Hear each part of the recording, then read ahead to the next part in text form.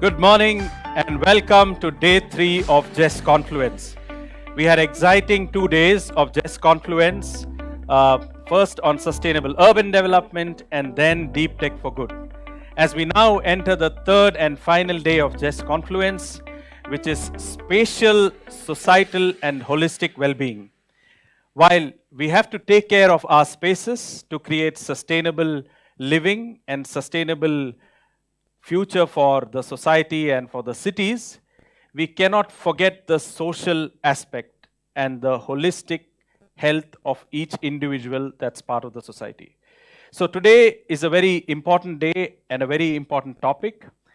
We have first a keynote speaker and then the first panel, which will be moderated by Apul from Brigade Reap.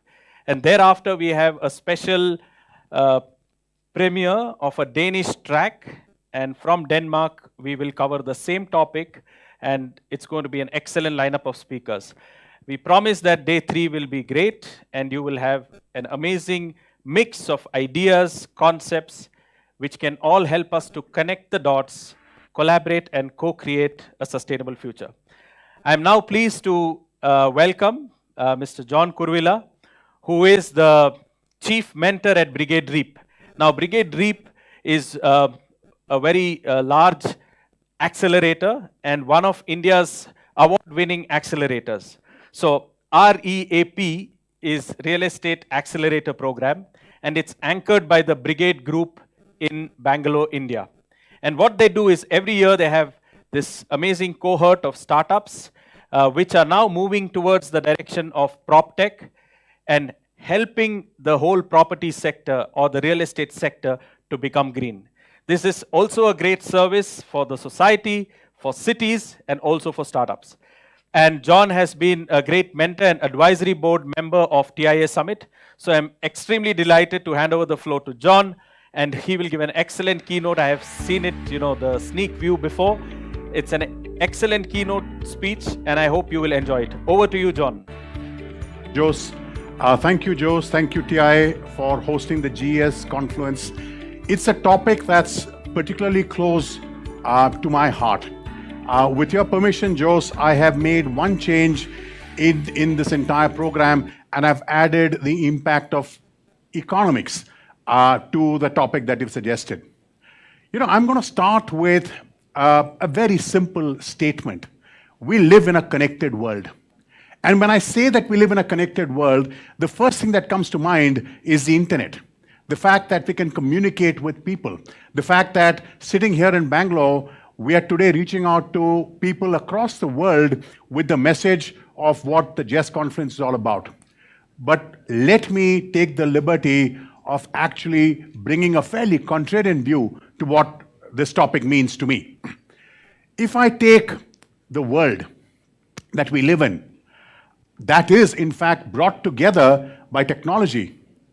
But the funny part is if we change the perspective to this line, it means that a forest fire in Indonesia can actually impact everybody in Asia and other parts of the world. A volcanic eruption in Iceland a few years back impacted all our lives. Every traveler who had to fly across continents was impacted. If you take the glacier meltdown in the northern hemisphere, this is impacting people and civilizations as far down south as the Maldives and Mauritius.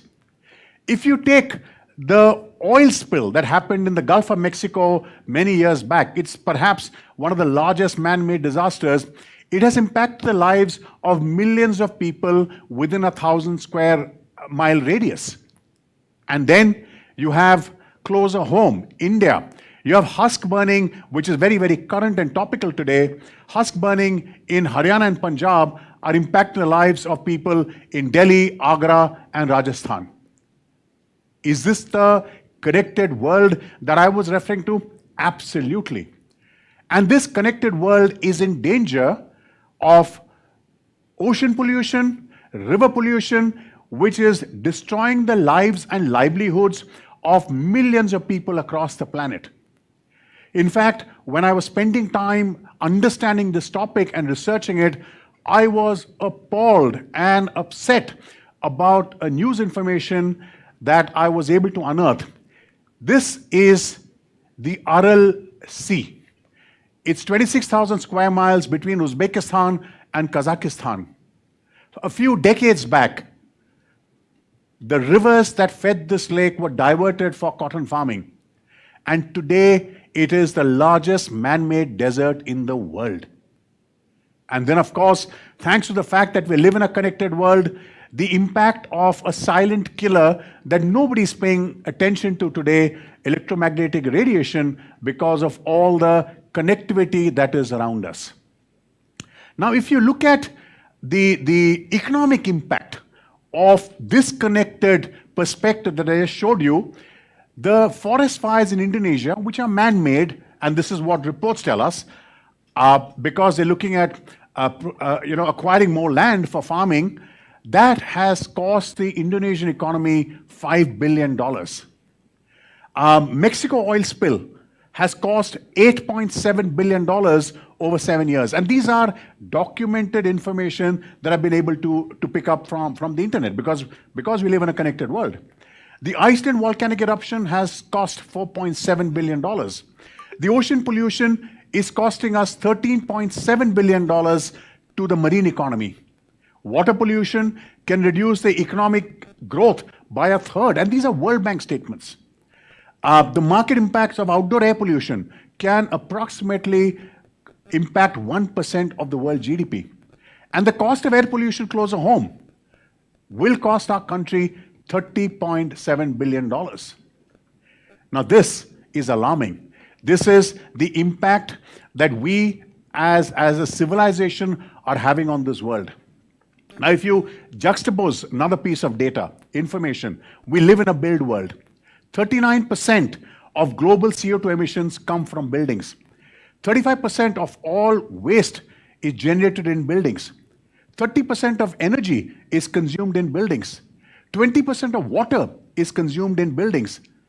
And what appalled me was that the buildings we live in, more often than not, has air quality that's between 2 to 5x worse than the outdoor air quality. And COVID has shown us that if we give nature time to heal, it can bounce back and give us a second chance. Now, COVID has also done something else to us. Instead of spending 87% of our time indoors, we are now spending 95 to 96% of our time indoors. And this is going to impact each one of us on this planet. And I'd urge people who are listening to the JES Confluence to actually take cognizance and understand a detailed impact of each of these elements that I've spoken to.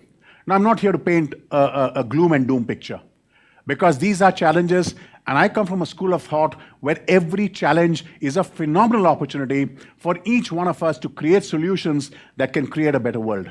Let's take water as the first challenge. 21 cities in India are going to run out of water by 2025. That's not far away, 5 years.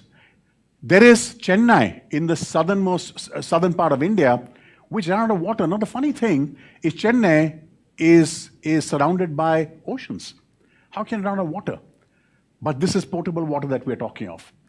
If you take sewage problem, almost 70% of Indian sewage is untreated. The picture I'm showing you, alarming as it is a bitter reality. These are lakes that have caught fire in Bangalore. Lakes. And that's because 77% of sewage is dumped into lakes. 40%, surprising, 40% of Bangalore sewage is actually going into lakes. And conventional STPs, and one of the reasons for this is conventional STPs break down more often than not. If you take global waste problem, another significant problem. I know what's interesting, while the data is there to show that this is going to be of alarming proportions in the next few years, 3 billion tons of municipal waste. What's even more dangerous for us in India is that going forward, every 10 years, you will need a landfill the size of a Bangalore. Imagine in our generation and the generation that's growing up today, you will have cities as landfills. Now comes the other issue, and this is very, very common, especially in the northern part of India, where air pollution is causing severe problems for people, and millions of lives are being lost because of it. The other danger that I talked of, which is thanks to network, thanks to connectivity, thanks to mobile phones, thanks to Wi-Fi, there is the danger of electromagnetic radiation. Now, what I didn't know till I actually did a lot of work and worked with a startup which is addressing this issue, is that the symptoms of this are nothing severe. Headaches, fatigue when you wake up in the morning. Those are symptoms that indicate that there is a likelihood of AMR in your room, in your house, in your office, which is significantly higher than what is permissible. All this, I've showed you some of the stuff, but I've got significant amount of data. All this is making our cities unlivable. In 1973, close to 70% of Bangalore was green. Today, only 2% of Bangalore is green. What if our cities become unlivable? What happens to all of us? And there's another data specific to India. In the next 7 years, 50% is the growth in urban population in urban India. That's going to put severe stress on an already stressed environment in the cities that we live in. Now, I added a word, economic impact. Let me show you how this impacts the sector that we are trying to build solutions for. For the real estate industry in India, I'm just taking one city, which is Bangalore. 64% is the average increase in temperature over the past 20 years. 64%. 4% is the increase in OPEX for every degree of change in climate. Can you imagine the impact that's already cost us? When I came to Bangalore in 1991, the water table in Whitefield was at 300 feet. Today it's at 1,800 feet.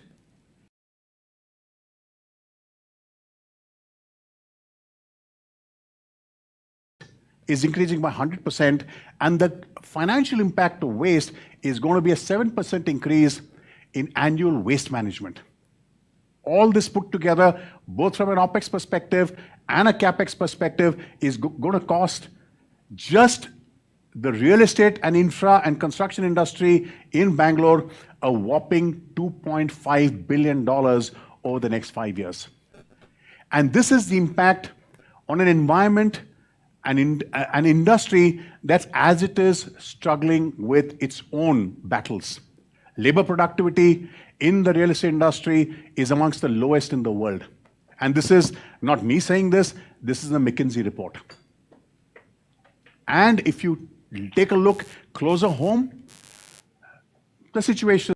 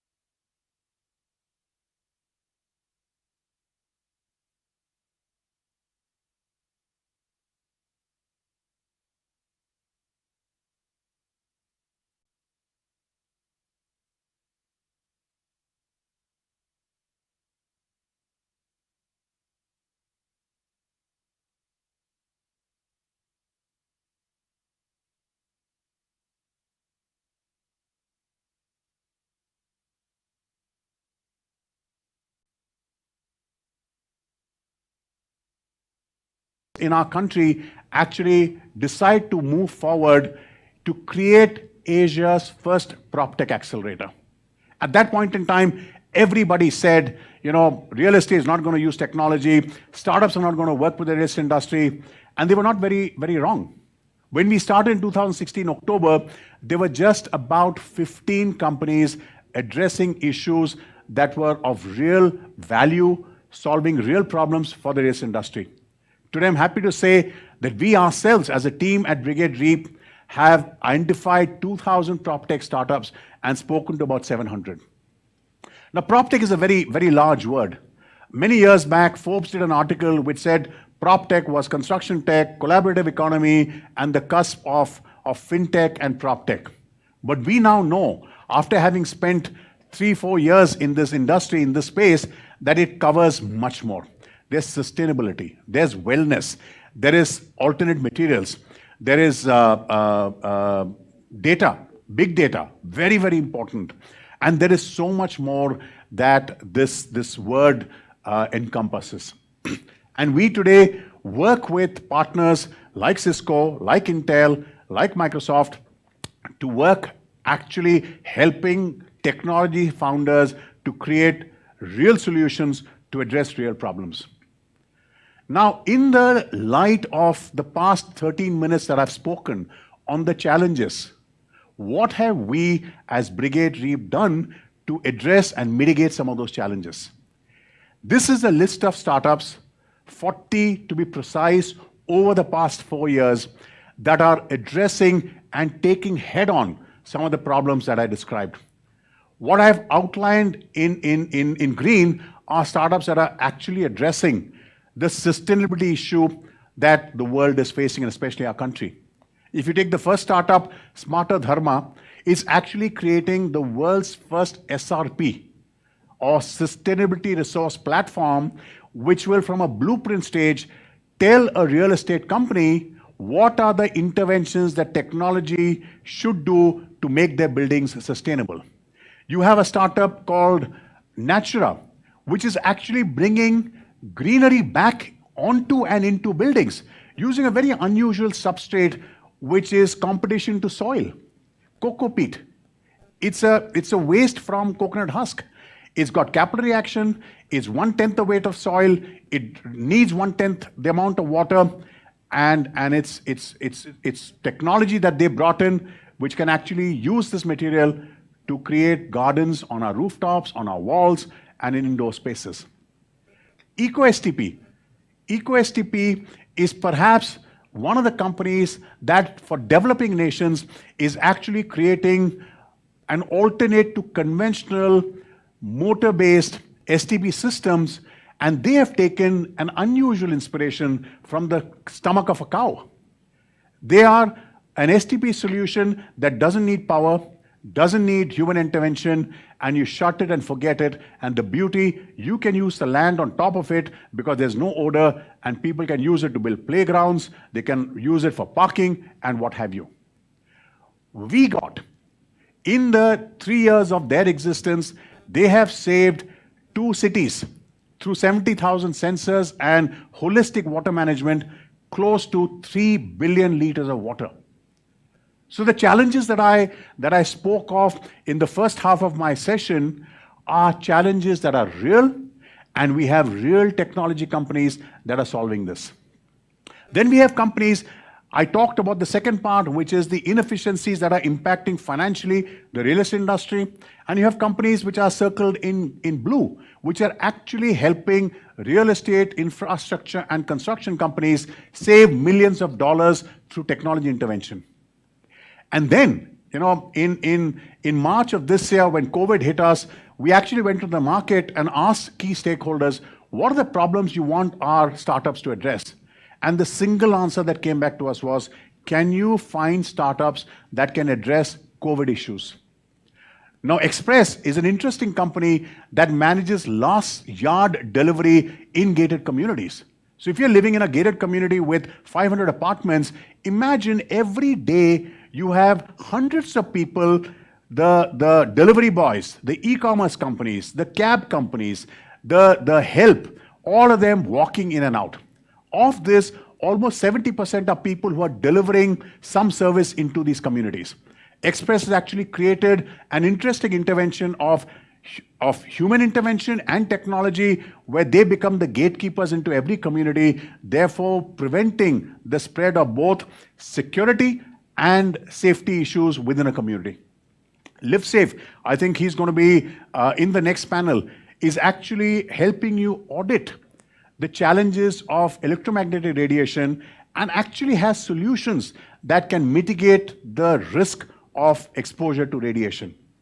We have Spintly, which has created India's first wireless access control system. You don't need to now touch biometric systems. You don't need any physical intervention for flap barriers or boom barriers. Everything is now on a handheld device that's unique to you, the individual. San IoT is a very interesting company that is actually creating holistic toilet management system, and as part of their roadmap to address COVID challenges, they're actually creating a solution. They've actually created, it's tested in Orion Mall. They're actually ensuring that rooms are completely pathogen-free using a very interesting technology solution. Cleco is another interesting company. I talked about 2 to 5x poor air quality inside buildings. Cleco's actually addressed that. Today, that company manages 2.5-year-old company manages close to 2 million square feet of purifying air at less than ₹1 per square foot. And he also, in COVID times, has now created a solution where the inflow of air from the duct is pathogen-free. So the challenges that we have are not insurmountable. These are challenges that can be addressed if all of us put our minds together, the startup community, the industry, and we can actually create solutions that can work. Now look at the benefit of what these companies have done. I talked about it, but what's highlighted in black are the tangible evidence of delivery that these companies have done to the industry at large. Then we have a set of startups that are actually enhancing customer experience. I'm not going to delve into that because that was not our priority, but these guys are doing some great service. And even in today's day and age, data companies, home painting companies are actually adding a lot of value to the industry. Now, the beauty of what we have done, I mean, when we started in 2016, there were a lot of naysayers. Today, every startup that has been mentored at Brigade REAP has got not only business from the data industry across the country, but has got recognition from across the globe. Last year, 2019, there were 5 PropTech awards functions. Every award function was won by a Brigade REAP mentored startup. So much so that Business Today, which does 12 cooler startups every year, sector agnostic, had 3 of our startups featuring as the coolest startups in the country. Cleco is in the under 30 Forbes.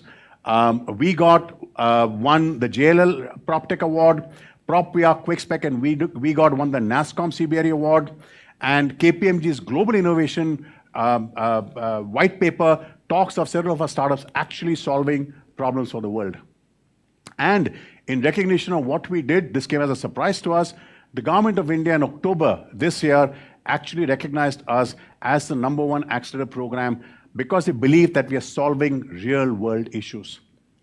So my request to people in the room, people watching us, let's come together to actually address the sustainability challenge, the inefficient challenge facing the data industry, and build a better place for all of us to live and thrive. Thank you, Jose, once again for having me and sharing our journey thus far. That was really amazing, John. I think in 20 minutes you packed a lot of punch. And thank you also for mentioning all those amazing startups. I just want to ask you just one question. I know it's a difficult question to choose among all of them, but if you were to choose from one of all these startups in Brigade REAP, which you think will have the highest impact in the next 5 years? It's just, I know, speculative, but in any case. But I have the answer. Okay, excellent. Please go. It's Brigade REAP. Brigade REAP. Ah, okay. It's a startup. It's just 4 years old. And we are bringing together the might of the industry and the startups to solve real world problems. Excellent. So, you see, friends, you know, that's the most interesting thing. If we can create platforms and ecosystems for startups of every size, every shape, every sustainable objective to come to accelerate and provide solutions at scale, then I think that ecosystem itself is more important.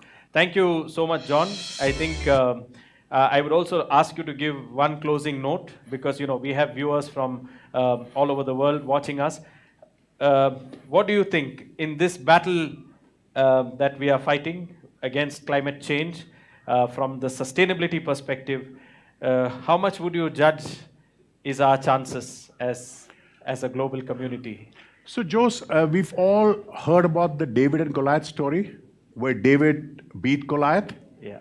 In this journey, I think the Davids and the Goliaths have to come together because the common enemy is the degradation of the planet, and it's going to impact all of us. So, if large companies, large industrial organizations, and small startups come together, I think we have a far better chance of making this place a better place to live and work in. Thank you so much, John, and namaste in these Thank you. times of COVID. Wish you all the best and success for the initiatives that you take. Thank you so much for being here and giving us this excellent starting point for our session. And now back to our audience. Just a couple of things that I have to say. First, if you go to the Just Confluence website, you will find there the thing that says Just Expo. So if you're a startup anywhere in the world, or also in India or anywhere that has a solution, and if you have your pre-recorded video of your service or product, then you can apply and send that to us, and we will feature it in these different subtopics. Now, what this will do is it will help those that want to find a solution to a problem that they're facing, and they can reach out directly to you, and this will help also bring you business, because in these days we have to stay digital. It's difficult to go and meet people to get appointments. So keeping this in mind, Just Confluence has launched the Digital Expo. It's not just for these days, but it will stay online for the next 1.5 years, which means all your information, your marketing video, your collateral. The only condition we say is make your video less than 9 minutes, because normally we have found through research that if the video is in double digits, it's more than 10 minutes, the viewers view it less. So if you can give us your 9-minute video or 9-page collateral, everything in single digit, then we will be happy to put it at the Just Confluence website. Also stay tuned, we will now start the first panel. On the website you will find the live stream link. The other important thing is, if you are there today afternoon, we don't have the fireside chat with influencers and enablers. I'm very happy, and I would like to thank publicly Ms. Jette Bjørum, who is the Consul General of Denmark in Bangalore and heads the Indo-Danish Innovation Network. She has been kind enough to put together a very nice curated Danish startup panel along with some SMEs, and that will be in the second part of the day. So now we go to the first panel. Without much ado, I would like to welcome and invite Apul Nahata. Apul is also one of the founding mentors at Brigade Reap as they started, and you have seen through John's talk what wonderful work Reap is doing. And therefore, I hand over the floor to you, Apul, and you can take charge of the panel and make sure that our audience finds solutions and finds the best sustainable way to go forward. Over to you, Apul. Thank you, Jose. Thank you so much. What a start of the day. I think John has set the context of wellness really well. But before we get into the panel, I thought I'll just take a couple of minutes and just share thoughts about wellness and get it ready for our panelists. So people often think about wellness in terms of physical health, nutrition, exercise, weight management, etc. But it is so much more. Wellness is a holistic integration of physical, mental, and spiritual well-being. Excuse me, just fueling the body, engaging the mind, and nurturing the spirit. In modern culture, human health and well-being are still often understood as a matter of individual abilities and their willpower. However, many aspects of health are more related to our social, spatial, and economic environments than merely our individual abilities. Design for spatial health focuses on well-being of individuals through health of our everyday social and physical surroundings. Winston Churchill made a comment, we shape our buildings and thereafter they shape us. Now, Winston Churchill's quote about us shaping buildings and buildings shaping us is an architectural reminder, and his words bear even more significance today than they did in his days. The humankind has lived in built environments for tens of thousands of years, but the pace of moving into dense urban environments has increased exponentially in the past few decades. At the time of Churchill's passing in about 1965, 35% of the world's population was living in cities. Now there's an estimate that 55% of the population is living in urban areas, and by 2030 there's an estimate that about two-thirds of the population would be living in urban habitats. Now, living in dense urban environments affects both our mental and physical well-being. All built environments are designed for humans in one way or other, and it is up to us as humans to look at how we shape our habitats, how we build the environments which are suitable for physical, for psychological, and for emotional well-being. Now, we've got a power-packed panel today, but before I get to them, I also wanted to touch upon briefly on sustainability. Now, some of you may be wondering why sustainability is a part of this panel, because sustainability and wellness come from two different roots. They have very, very different roots. Sustainability is more about renewability. It's more about using fewer or lesser resources. And wellness is all about joy, is all about health, is all about happiness. But fundamentally, they are connected really well at the core. While they may appear different at surfaces, fundamental connection between the two is very strong. Think about wellness is an attribute like vitality, which is very important for individuals that we strive for. And from a sustainability point of view, think about it as vitality for the surrounding, for the community, for the global, the world that we live in. So unless the world around us is not healthy, unless the world around us is not vital, how can I as an individual be happy, be well? So that's the two relationship between wellness, between sustainability, and we'll definitely talk about that a little more. Can I? Yep. So without further ado, let me now invite our first panelist. Our first panelist is Eva Kovic. She's a vice president of 24A Life, and it's a global company focused on employee well-being, responsible for all global expert teams and implementation of well-being programs. So without further ado, can we get Eva's AV, please? I request all of you who have joined us via the YouTube channel to please ask questions, because we'll have all the panelists sitting together a little later. So please feel free to drop in your questions. Thank you. Namaste. I'm sending you warm greetings from Slovenia, from the heart of Europe, and I'm very honored to spend the next 10 minutes with you to discuss on such an important topics as health and well-being are. And I believe that in today's time, in current pandemic, we are all aware how important it is, right? So I'll start with a quote from Global World Health Organization saying that health is our precious global good, and I bet that now we are all aware and that the current situation taught us a lesson why it is so important to maintain our health and to care for it. When we're talking about health and well-being, we are facing many challenges. And the majority, or the biggest challenge, is definitely unhealthy lifestyle. We know that unhealthy lifestyle is strongly related to chronic diseases as cardiovascular diseases, cancer, respiratory diseases, and diabetes. We know that those conditions could be prevented by maintaining healthy lifestyle, and the sad fact is that chronic diseases kill about 41 million people each year, which represents 71% of all global deaths. And imagine, the majority of them could be prevented.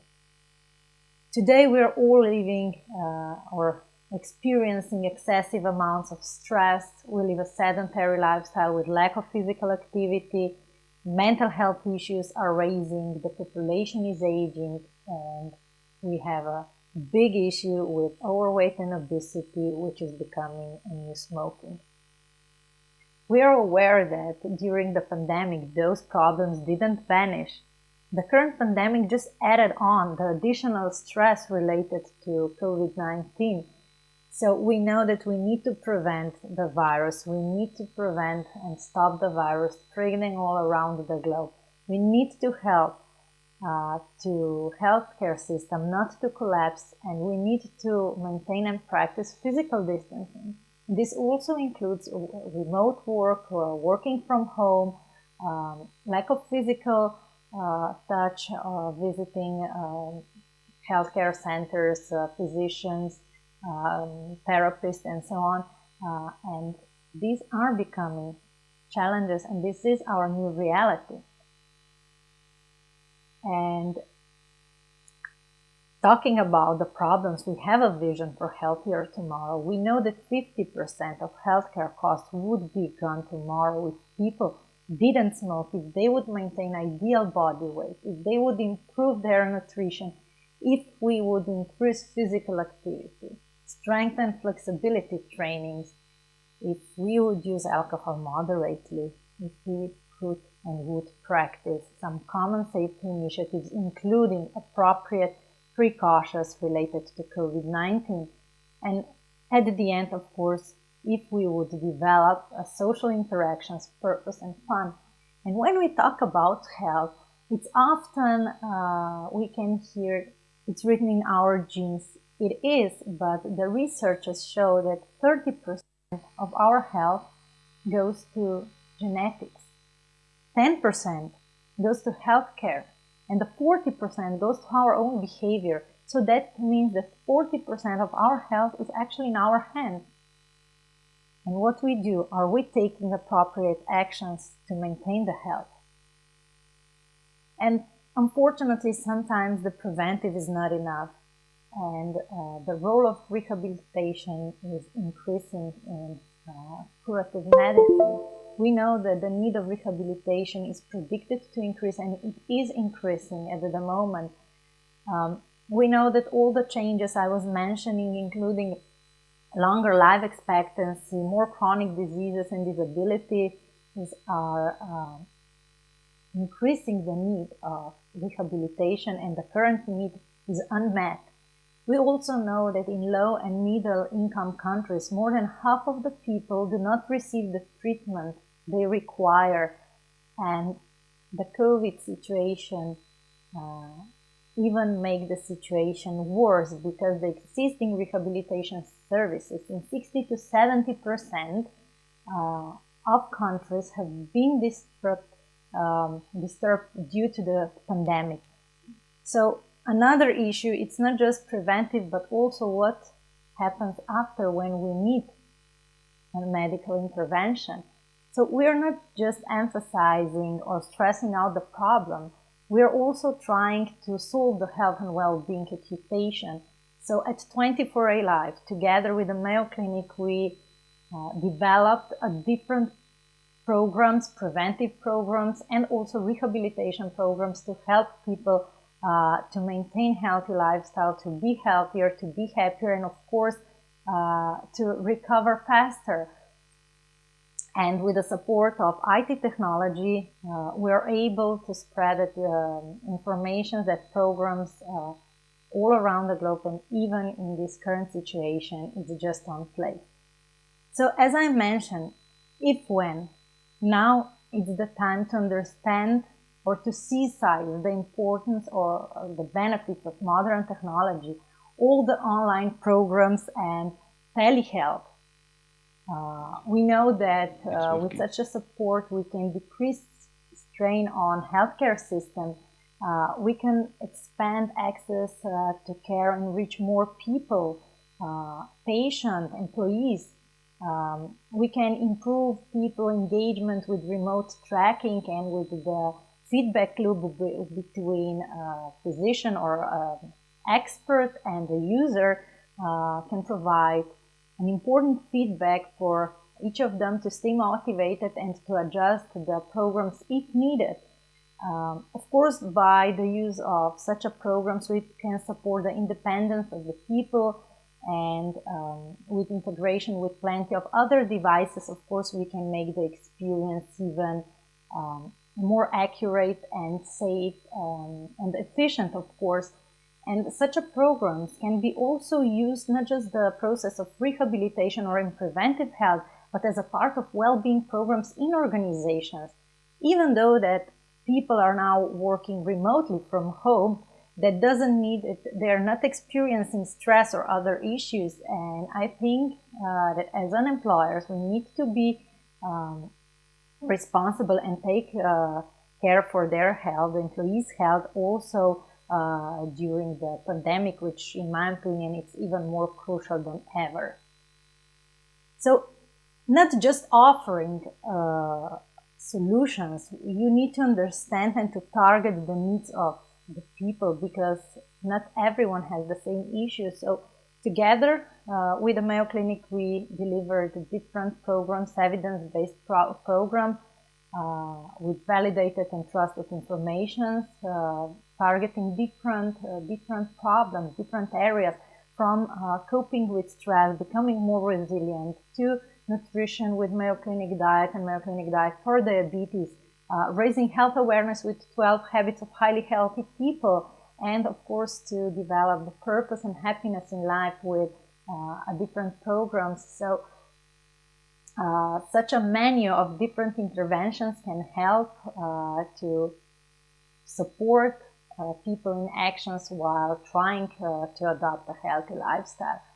But sometimes, of course, people need an individual approach, more specific approach. So in that manner, we also created a platform that helps enables physicians or experts to prescribe a program, to create a program, especially in the field of sport exercises, sport program, rehabilitation program, therapeutical exercises, to create an individualized program, deliver it on the mobile application of the user, and they are guided and they can follow the program. It's just like prescribing an exercise as a medicine. So in that manner, we can, as I mentioned, reach more people and create the experience much more enjoyable.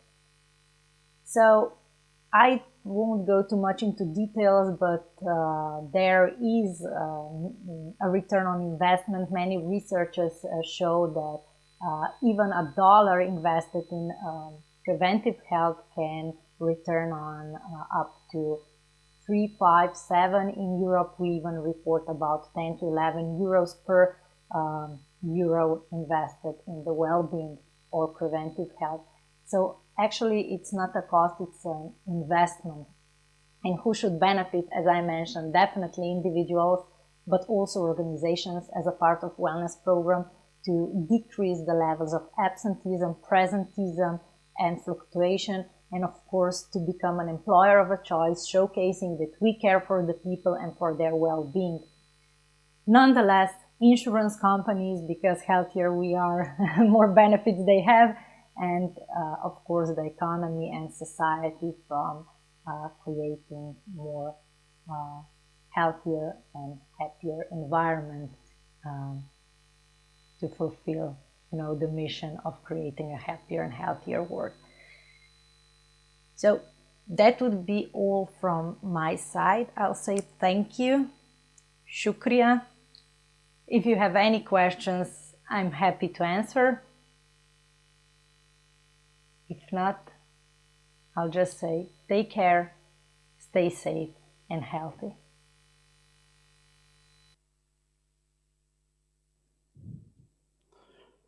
All right, thanks. Thank you, Eva, for setting the stage so well about overall wellness and well-being. It's not just about preventive, but also rehabilitative, why it's important to spend the dollars needed to deliver overall employee productivity and employee wellness. So we really appreciate that. Thanks for joining us from Slovenia.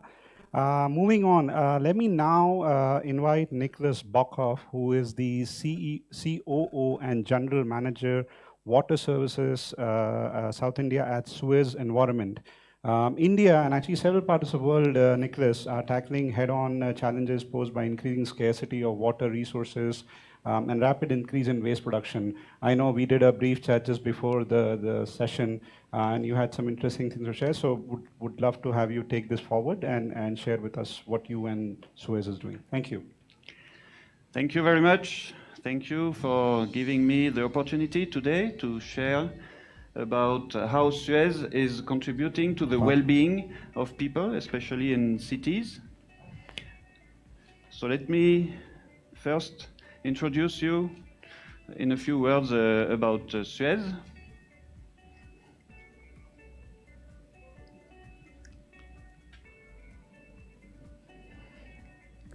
So Suez is an international group that was created 160 years ago. It's linked to the construction of the Suez Canal. And we are present on 5 continents with roots in Europe, in France and Spain. And our basic service is to operate public services such as water management and waste management all across the globe. So we have been present in India for more than 40 years. In India, we have built more than 250 water treatment plants, and we are currently delivering water services in more than 9 large cities such as Bangalore, Lucknow, Coimbatore, etc. And also, now the slides. And also, we are the #1 solution provider for industries for processing water and wastewater treatment for industries.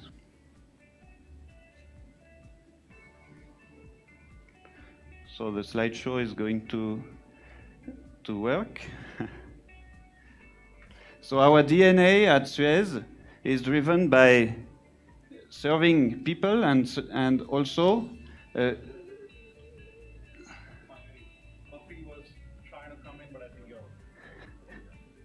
we are back to the right place.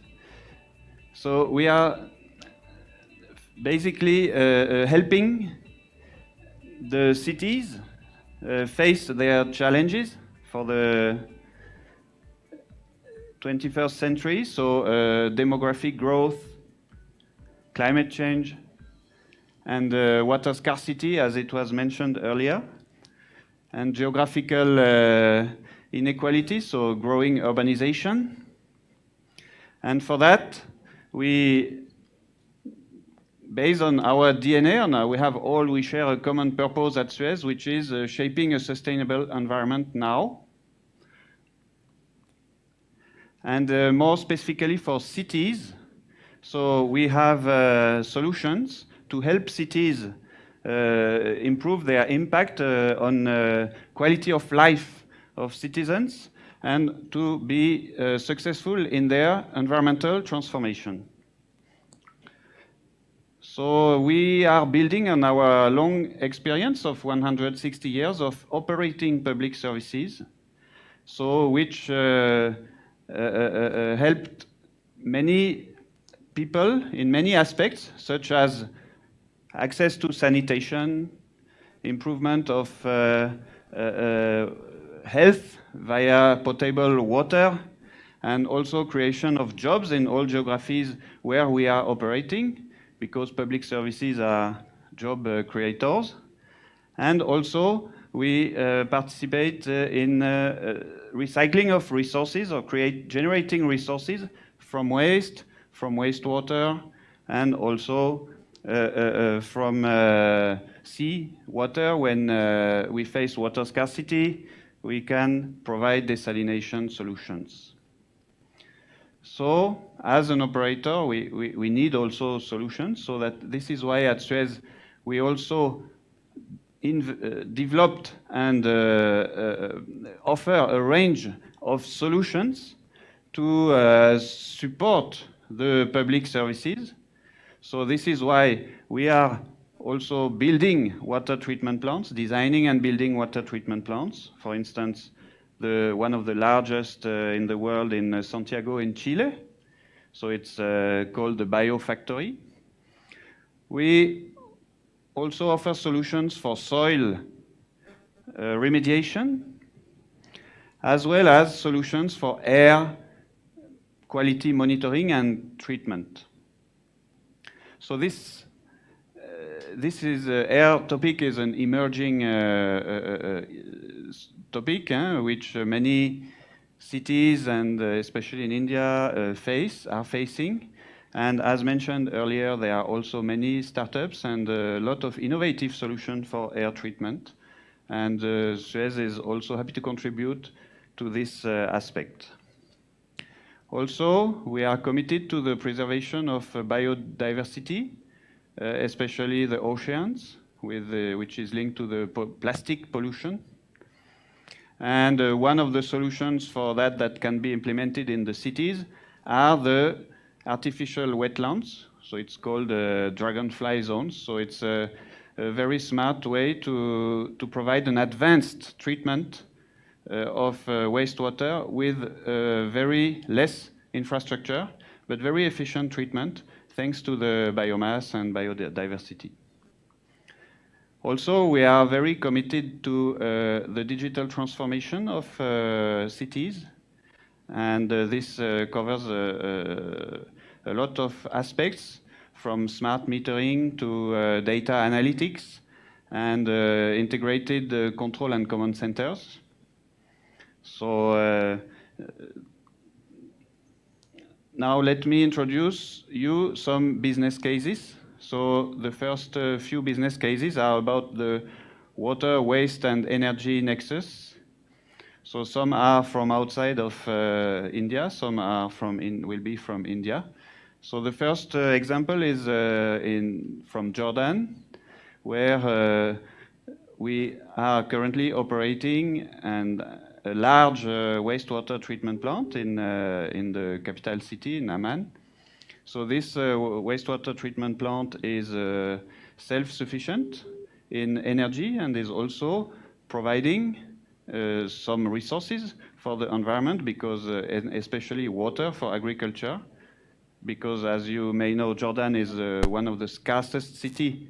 Amman is one of the scarcest city within the scarcest country in the world.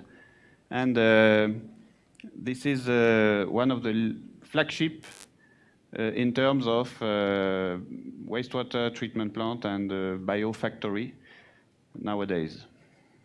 Another example from France is in Strasbourg, so the capital, one of the capital cities of Europe, where we do biogas processing and injection in the grid. So it becomes gas for everyone. So this is helping to avoid and a lot of green gases emissions, and it can be replicated in many other places actually, and this is really a new resource that is available. Now in Bangalore, especially in Bangalore, we have the Cubbon Park wastewater treatment plant, which is the first of its kind in India, using membrane technology, and the entire water is reused for irrigation purpose. And it's the beginning of a new era where also in India we will be able to reuse wastewater for making the cities greener. Also in India, we are providing sanitation services in the city of Lucknow, where we were able to increase the access to sanitation to more than 10,000 people, and this is just a beginning. And and also to improve the quality of the Ganga River. Now, the two business cases related to smart cities. So the first one was the first smart city in France, in Dijon. So in this business case, we partnered with some IT companies to design and build and operate an integrated control center for all the utilities in the city of Dijon. So the role here of Suez was to design this center and to operate it, because it's a matter of improving the quality of public service and improving the quality of the life of the citizens, while also reducing the energy consumption of the city, for instance, reducing the consumption for public lighting, and also, in generally speaking, the efficiency of public services such as traffic congestion and other aspects. Another example here is about it's called Aqua Advanced Urban Drainage, to minimize the impact on the environment of airports, but it can be also of cities, such as in Singapore, to protect the city from flooding. Now, last one business case on air treatment. So here also we offer solutions on the entire cycle of air monitoring, air quality monitoring, air quality treatment solutions. So it started with the monitoring of odors around wastewater treatment plants, but nowadays we are also offering treatment solutions for the subway in Paris, and also carbon sinks for industrial facilities. So we are working every day hard to shape a sustainable environment and to provide the best solutions and services to the citizens and to the municipal organizations to improve the quality of life and to minimize the impact on the environment. We are very happy about that, and this was my contribution today. Thank you.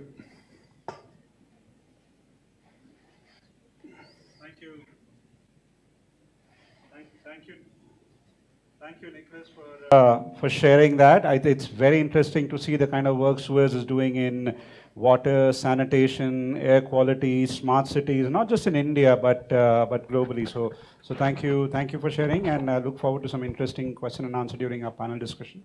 Now, changing gears, I'd like to, so we talked about, overall wellness, and Nicholas talked about the work that they're doing with Suez. Now, changing gears, I'd like to, now invite Father Noel, who's a director at Don Bosco Network South Asia. He's an advocate for strategic change, working for youth and marginalized communities across the South Asian countries. And very interestingly, earlier today, before this started, I was having a chat with him, and I was mighty impressed by the fact that he works on, he has sort of a holistic approach towards empowerment of sustainable development using inclusion. I definitely look forward to hearing more about what you have to say, Father. So the stage is all yours. Please take it away. Thank you.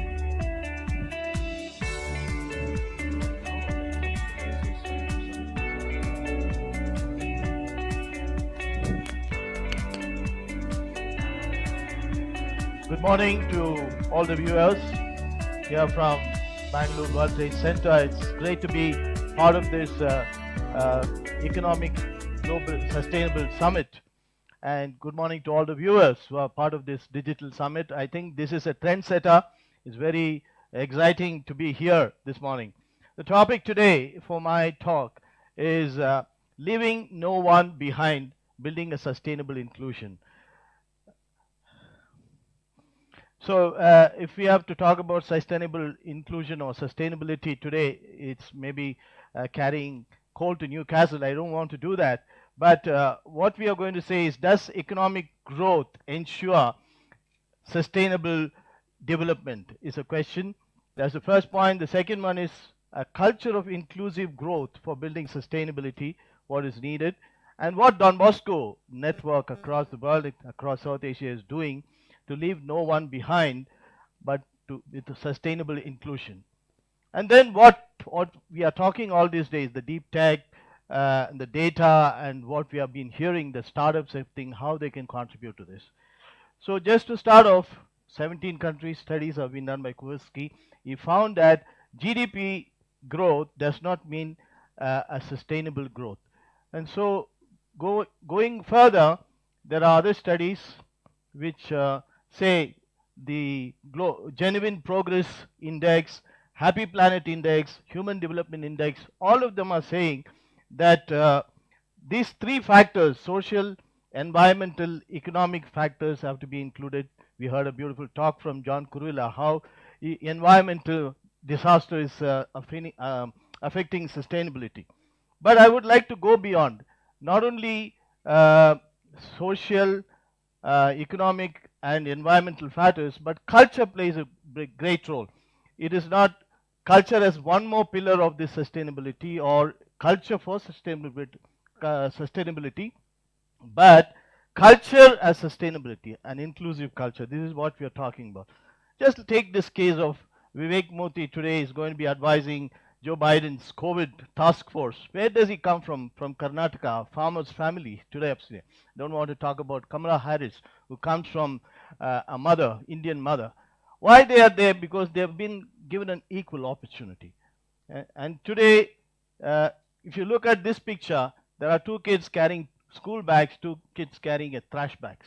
So when will they have an opportunity or at all to go to school? It's a big question. There's a quotation from Malala.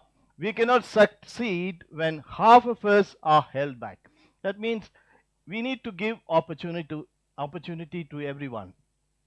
So the distance, this is a very pathetic picture, a father doing acrobatics with his child on top.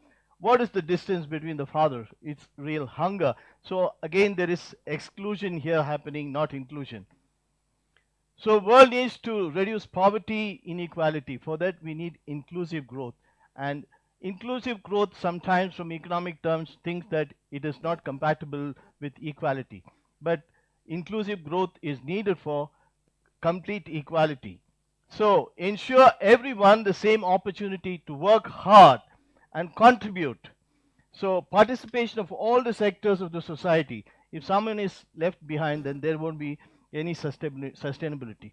So inclusive growth, according to Organization of Economic Cooperation for Development, says inclusive growth is an economic growth that is distributed fairly across society and creates opportunity for all. So it talks about poverty reduction, industrial development, environment protection, employment generation, equal distribution, social sector, agriculture. So it's a comprehensive growth which will provide sustainability. So culture of inclusion for sustainability in all dimensions, economic, environmental, social, cultural, then we can add a few more, but for the time being, these four at least is very important pillars for sustainable growth. Moving on further, inclusivity is very important between economy and sustainability. If you do inclusivity, then sustainability is not possible to establish a more sustainable one. I'm moving on to say, what is Don Bosco doing? Don Bosco's whole mission is to leave no one behind, to build building a sustainable inclusion. So our mission is to give equal access to right for a dignified life and live in harmony with the nature. So Don Bosco's whole mission was exactly this, a dream for including millions of people today working around 134 countries. And in India, we are touching 1 million people's life. In the world, there are more being. So this is the network of NGOs of Don Bosco in South Asia, including Sri Lanka. We have 354 NGOs. And this is the footprint of Don Bosco. I'm showing this because this is an effort spread across pan-India to give opportunity for young people all over India, especially in the poor rural areas and the tribal areas. So what are the four flagships we have? For looking at the children, we want to empower the young children, especially those who are in the vulnerable situations, taking care of all their sustainable development goals, then skilling youth and giving them a sustainable living. And then, of course, gender is a big question in India, so we are involved with the empowering women and communities. And that was about first part was about life. The second one is about giving harmony, especially with the whole environmental concern which has been spoken about, and also addressing emergencies. Lot of emergencies which take place like earthquakes, floods, cyclones, and recently we had. So these are a few numbers where we talk about how many children we are saving, like 2,87,000 children.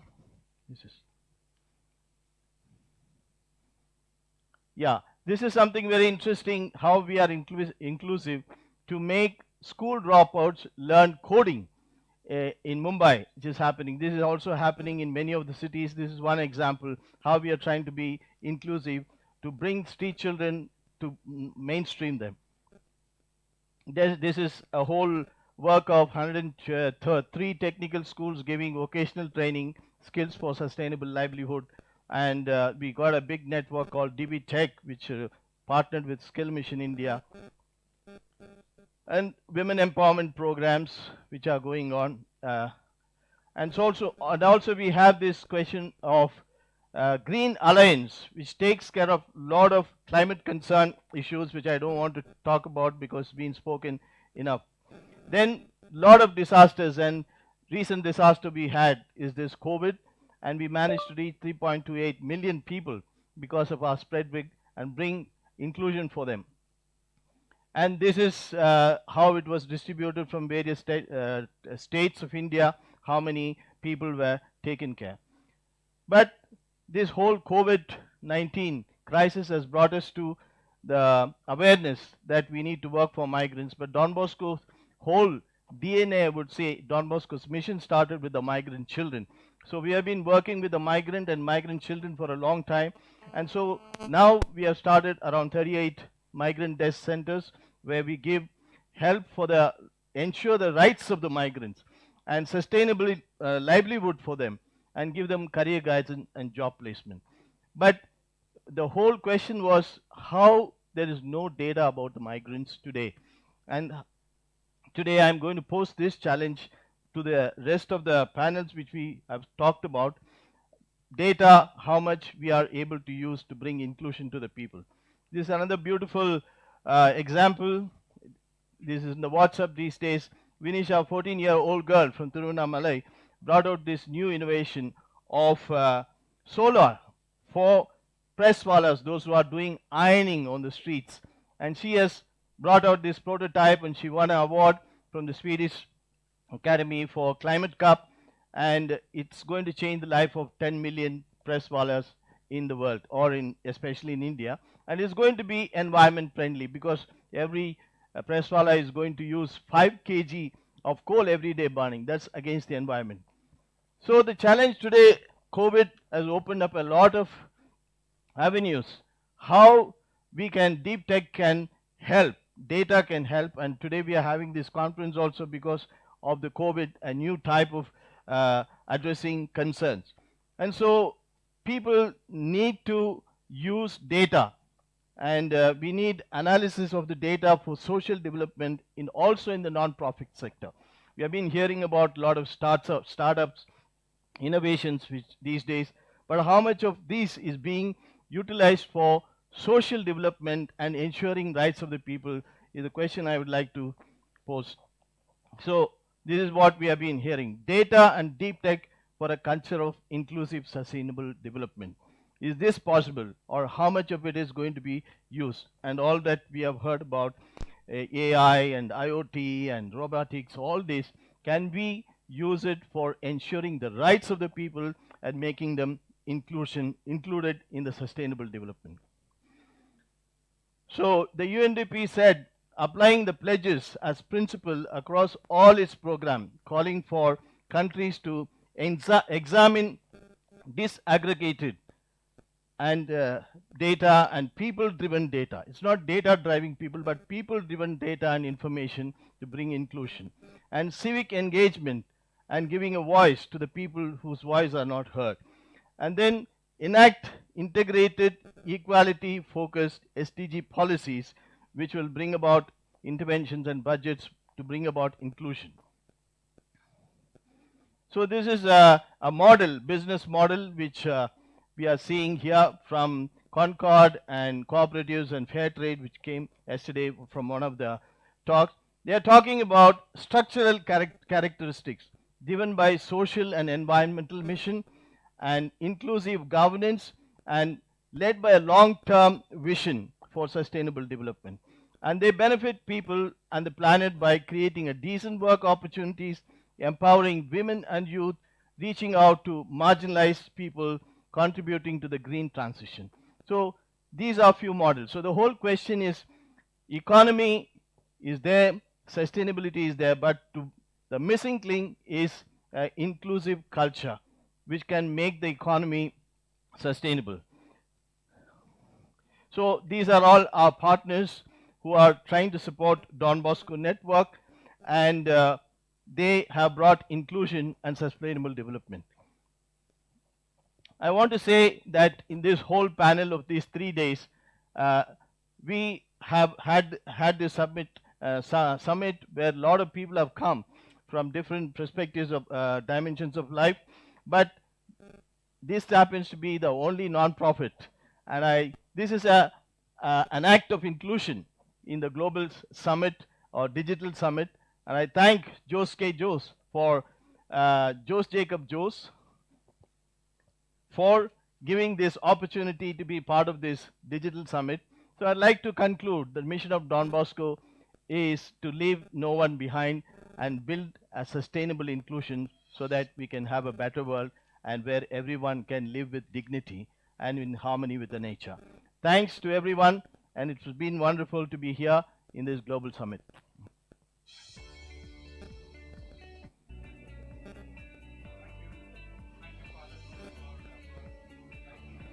Presentation.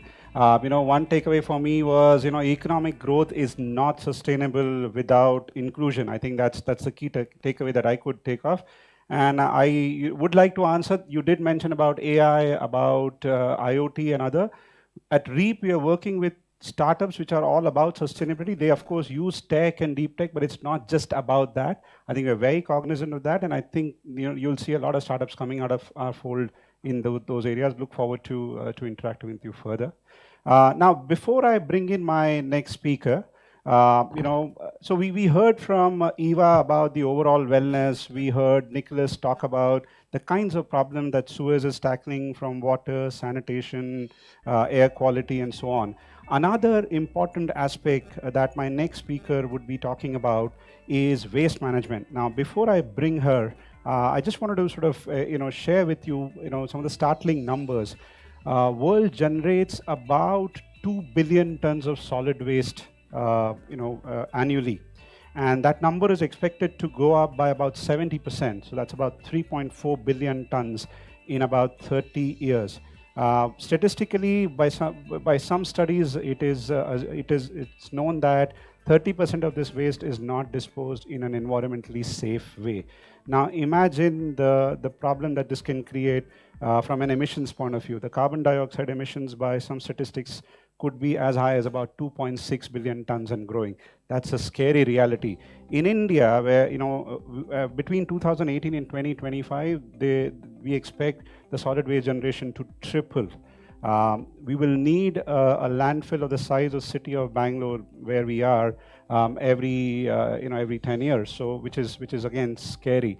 But there are some very interesting companies, startups, which are looking at it. Niveda, who represents TrashCon, they are working on waste management and segregation. I'd like to call her now, and she'll talk about TrashCon, and I'm assuming the robot that you guys have built for segregation of waste. So, stage is all yours. Thank you.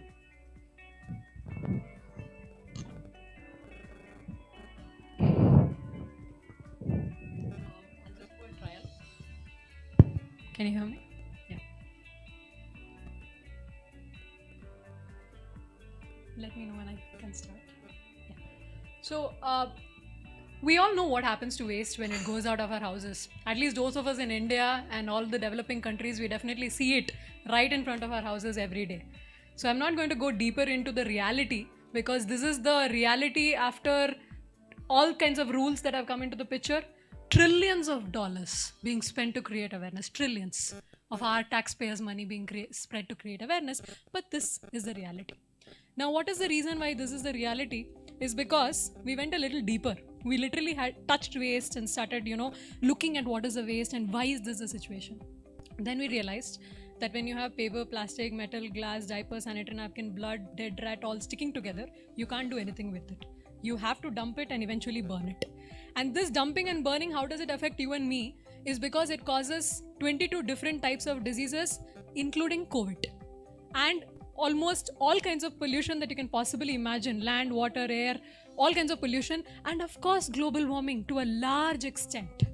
So that is when we thought, come on, there should be some solutions, some engineering solutions that can take all of this trash and process it into something valuable. Why valuable? Because when I process it into something valuable, it does not have to go back to the landfill. So what we did was we went around the world and started looking at solutions in the West, in the US, in Europe. And what we realized was nobody can take sambar dripping waste, which is mixed with plastic cover, in any of these so-called optical sorters, vibro screens, trommels. These are so-called technologies out there. We wanted something that's robust. We wanted something that's dynamic. We wanted something that should not be touched by a human, because you and I do not want to touch our own waste. So we don't want somebody else touching the waste. So that's when, ladies and gentlemen, we came up with one of the world's first processing unit of the toughest kind of waste. We can take blind input. What I mean by that is that we're already now across 5 states, across India, right? But we can take waste from US, Thailand, UK, Africa, and give consistent results. So we created a black box that can take any kind of unknown variables and give out known variables.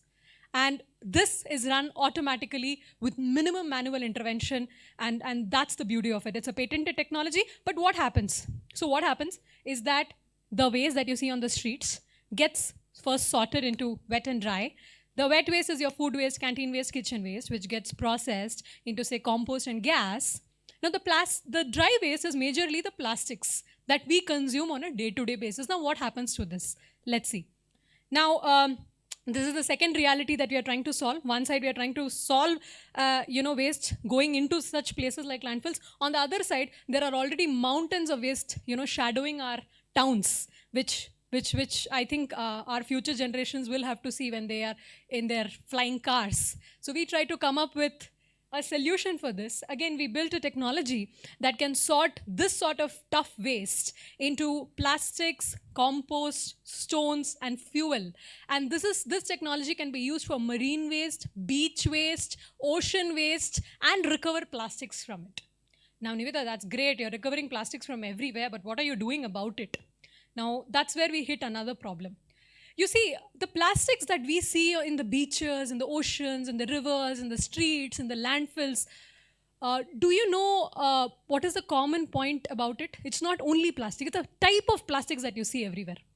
This is called multi-layered packaging. Your Kurkure, Lays, Bingo covers. It has a layer of aluminum sticking to it. Now, this is something no recycler wants. A recycler wants a PET bottle. A recycle wants your shampoo bottle. But how many times do you throw shampoo bottle outside your house? But every day you throw chips packet, every day you throw masala packets, and this is not being recycled.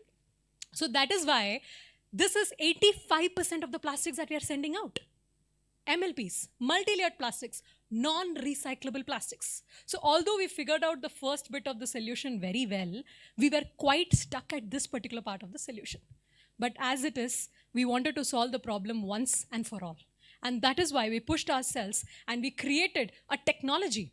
This is similar to a plywood technology, where we took all of this plastics from the oceans, rivers, streets, landfills, wherever it is, and converted it using this technology into something called wow boards. This is similar to your plyboard and your MDF that you use for your benches and desk, tables and chairs, flooring and roofing, toilets and whatnot. But it is much better. Waterproof, termite proof, soundproof, and corrosion proof. So much better material from which we made dustbins, racks, planters, and absolutely everything that you can possibly imagine. We were working with Pepsi, and this is the most beautiful part that we did. 3,000 government school kids who had never sat on bench and desk before because the government schools could not afford it. We provided benches and desks made with the same plastic waste that their house was generating. And these kids, I did not utter a word to them. I did not tell them, see, you dispose your waste properly, you manage your waste properly.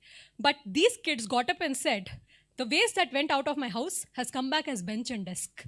You know, the moment this is in their head, that's it. No need of any awareness, waste management can be solved. So this was one of the most beautiful projects that we did. We provide toilets at 1/10 the cost of a conventional toilet. And this is something that we are working with Unilever to be placed in every slum, village, town, municipality across India. In fact, the entire recycling process is without any emissions. The best part, the boards are recyclable again and again for 13 to 15 times. So that's the beauty of the entire process.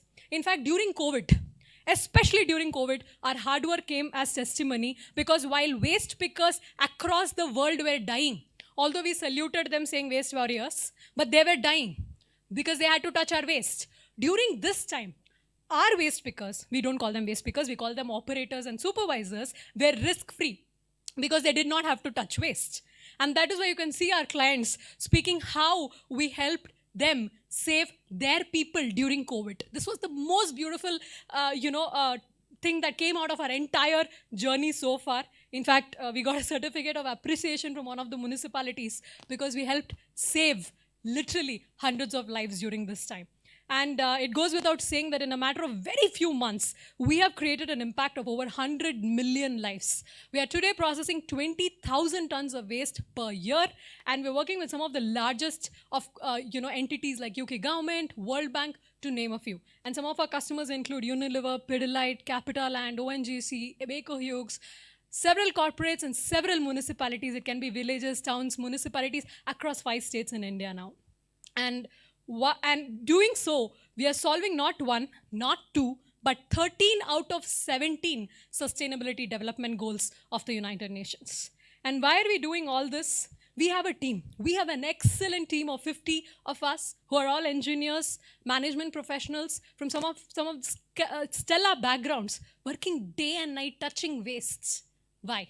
Because we have a dream.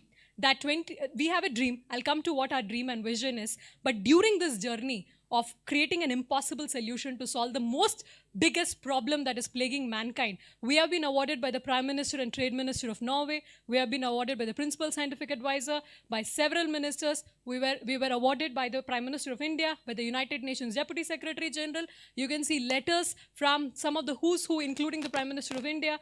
We have been covered in 50 plus media publications in India, US, and Germany. And again, we have won several awards which helped us during the entire process. And it goes without saying that in just 5 years, we are looking at 1/4 of India's population. But again, let me come back to the question, why is it a team of stellar individuals working day and night, touching waste, trying to solve the problem every now and then? Is because we have a dream. We have a dream that 20 years down the lane, when I'll be telling a story to my daughter saying, Beta, once upon a time there was waste. And my daughter says, Mama, what is waste? And that is our vision, and we cannot do it alone. We look forward to joining hands with you to co-create a cleaner tomorrow. Thank you so much.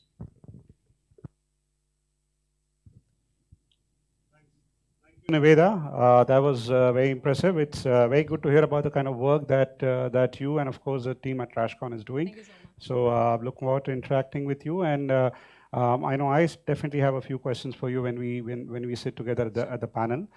We've got one more presenter, and I think we still have. I think we've got a few minutes to before we get our next presenter. But very quick questions: what kind of challenges have you faced when you've tried to sort of, because this is changing the status quo. This is not how things were. So what have been some of your challenges? Maybe if you could share some light on that. Not one, not two. I think it were millions of challenges, right? Because the very people we were working with are waste pickers who are not really educated, and in many cases you have to work with waste. They are generally drunk. So you had to make a machine or a technology that a person who is drunk and uneducated can handle. So we took only 6 months to sort of develop the product and the prototype, but it took us 2.5 years to make it a machine that can work anywhere and everywhere with any unskilled labor. So because of which right now, the machine, irrespective of where it is, in which part of the country it is, who is operating it, it is running continuously without without any damages, without any breakdowns. And that took us a lot of time. Because we had to tune it, we had to understand how they come from, and we were in their shoes for 2 years. We worked with them, to sort of understand this. Yeah, because I think this is one of those things. This is not one of those, nice looking, sexy startups, but this is, on the ground, working with the rack pickers, working with the reality that's something that everybody of us faces, right?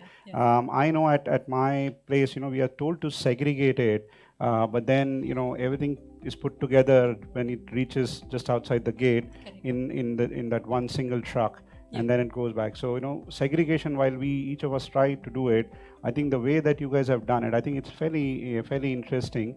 Actually, in a way, it promotes segregation. If you see, I was talking about the government school kids.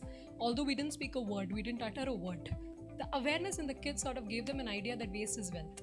And the moment that gets into your head, you will do everything possible to sort of ensure it is disposed in the right way. Right. So this is work speaking for itself, Very not good. words. No, that's really good, because another startup that we have in our fold is, again, looking at, the sewage.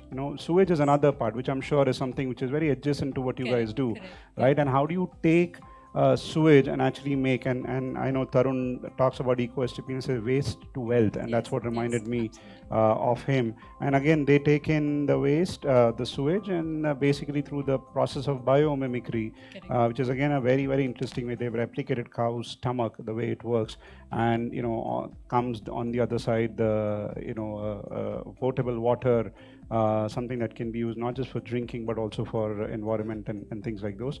So are we ready for the? Okay, I think we still have a couple of minutes more. Okay, what are your plans in terms of scale? How do you see yourself sort of making this not just in 5 states where you are today, or not just in the few towns that you're, but how do you take it global? Yeah, fortunately, TrashCon, without any voluntary effort of us, we have got a huge amount of traction. All these 5 states also happened on its own, right? I mean, we did not have to go and approach these 5 states.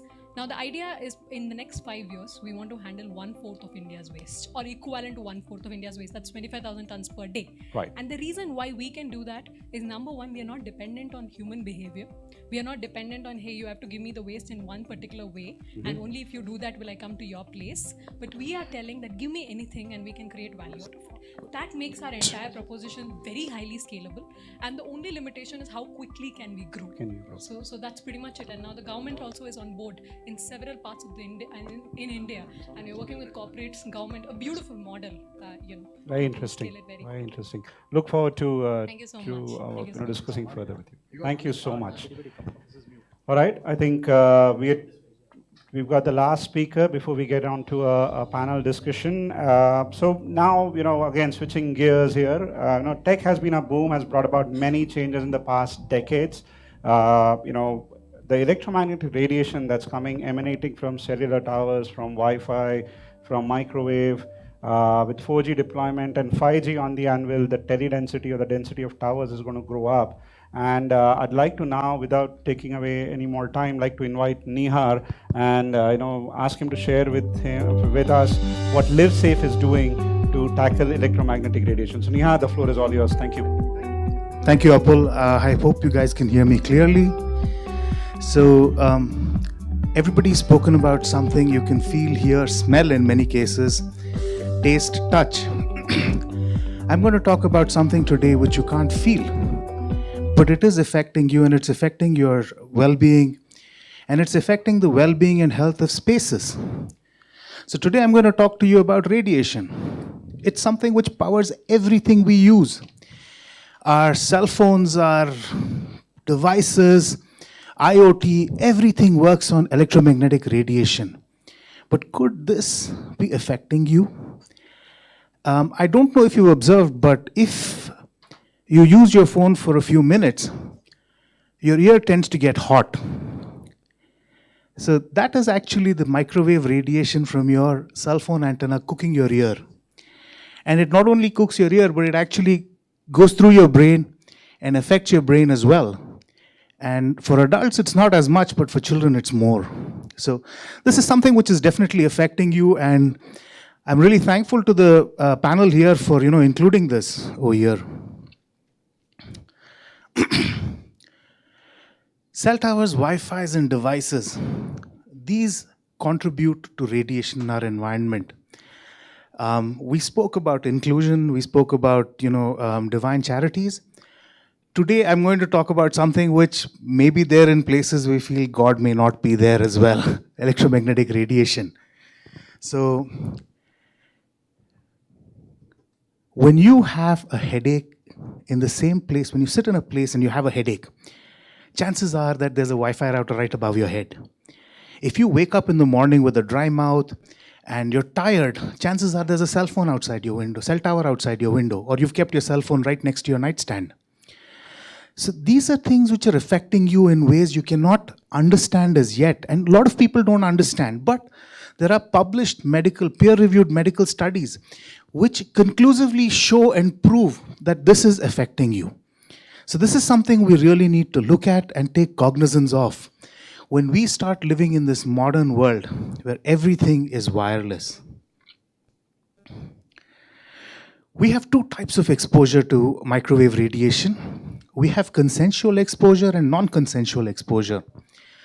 The words are actually quite loaded because consensual is something when you take your cell phone, you buy a new cell phone, and you peel off the plastic cover, which is akin to you scrolling down the long line of legalese and clicking on I agree and pressing OK.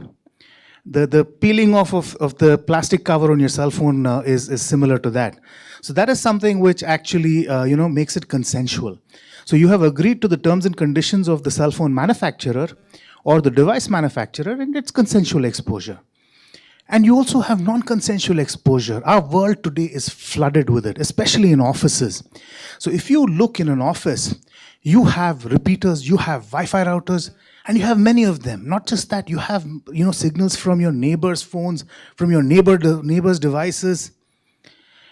There are standards which govern your maximum full body exposure. And in many of the cases we have seen, we exceed that by a factor of 10, maybe 20 sometimes, in some cases even 100. Unbelievable exposure to radiation today, and we're not even aware of it. I told you that it was dangerous. There are studies which prove that it is. So, these are published peer-reviewed studies.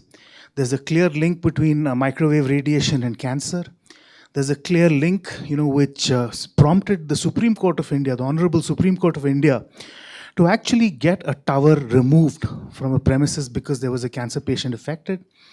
And it's not just the towers.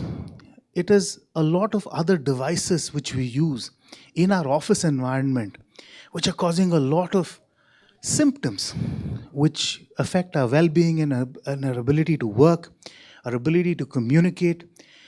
And this is something, we really can address and make a difference in. It's very small changes we need to make. Distance is your friend. We need to maintain a distance of at least 18 inches, 1.5 feet from our devices and ourselves. If we maintain that, our exposure comes down by almost a factor of 10. Unbelievable, just 18 inches. If you keep your cell phone 18 inches away from your body versus on your body, your exposure difference is 10 times. Same thing with cordless phones. Most people don't even know it. The place most people keep their cordless phones are right next to their nightstand or, right where they're sitting. But a cordless phone actually radiates quite a lot, and it radiates constantly. So you need to be aware of that. Women have a brilliant advantage. They carry purses. Men, we carry backpacks, but we find it really inconvenient to keep our cell phone in them. So what we need to really do as men is practice distancing from our mobiles. I know we love our mobiles a lot, but this is something we really need to do. Bluetooth is something we need to avoid as much as possible. Please use the wired hands-free kit to reduce your exposure to microwave radiation. Children and mobiles don't mix. There have been published studies which show that anxiety, hyperactivity, attention deficit disorders, even autism have been directly linked to a high exposure to microwave radiation in children. We need to really look at that. Second thing is your Wi-Fi router. When you look at a router, you need to be able to just not see it to use it well. Keep at least 15 feet to 30 feet away from the router, or at least one wall away from it. That is when you will have optimum signal so that your device works well and your router does not harm you. Try to keep that, and you'll be able to see that you're much fresher, you're less fatigued at the end of a work day, and you're more productive. Another very important aspect is for the road warriors. We travel so much every day, and we use our phones constantly in the car. The car is a metal box which keeps all the radiation inside, and all that radiation is actually absorbed in your body, so you're pretty much like sitting in a microwave oven.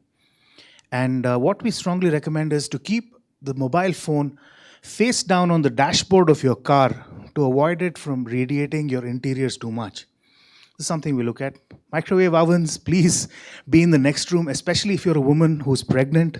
We strongly recommend you distance yourself from your microwave oven when it's on, when it's working. Watch out for symptoms: headaches, pain at the base of the neck, hissing sound in the ear, chronic fatigue at the same location in your body, as well as if you get it at the same place where you sit, chances are that place has high radiation. So what we as a company do is we identify the sources of radiation in your workplaces, in your houses. We evaluate your exposure as per the Building Biological Institute in Germany standards. And we make you aware, we help you plan your usage better, and we also have proprietary and patented products which we install to reduce your exposure and bring it to safe levels, most importantly, without affecting your communication. So you can actually use your devices all you want well without being exposed to high levels or dangerous levels of radiation. So this is what we do in a nutshell. We'd be happy to work with you and give you more information if at all you're interested in this. And we do this real time without affecting your workspace, and we offer guaranteed results for a fixed cost. This is one of our case studies. From 1.2 watts per kg, we brought it down to 0.02 watts per kg. 0.08 watts per kg is the standard which is allowed, safe standard globally. And we're well within that. We got this without compromising on connectivity. This is some of our clients.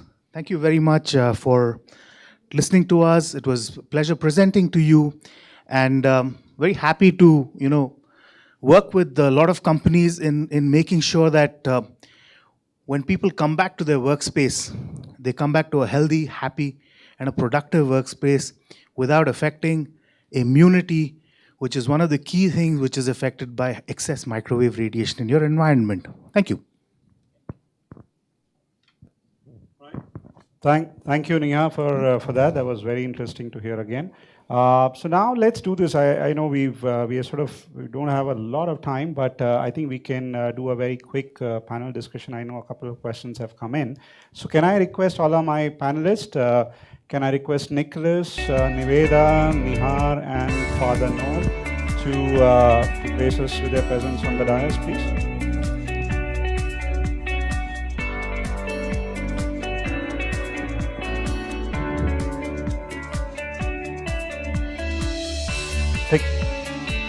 That's okay. That's okay. Absolutely fine. I'll sit here. Don't worry. I think that's absolutely fine.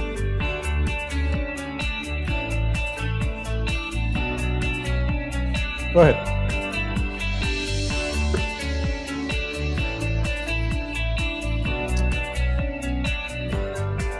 All right. Thank you. I think it was very enriching for me personally to hear about everything that you folks are doing. Let me start by asking a question, Father Noel. How does one collaborate with you? People may be interested in working with you for the endeavor that you have, sustainable inclusion. How does one, for young people who are in our audience today, can they work with you, internships? What are other means to do that?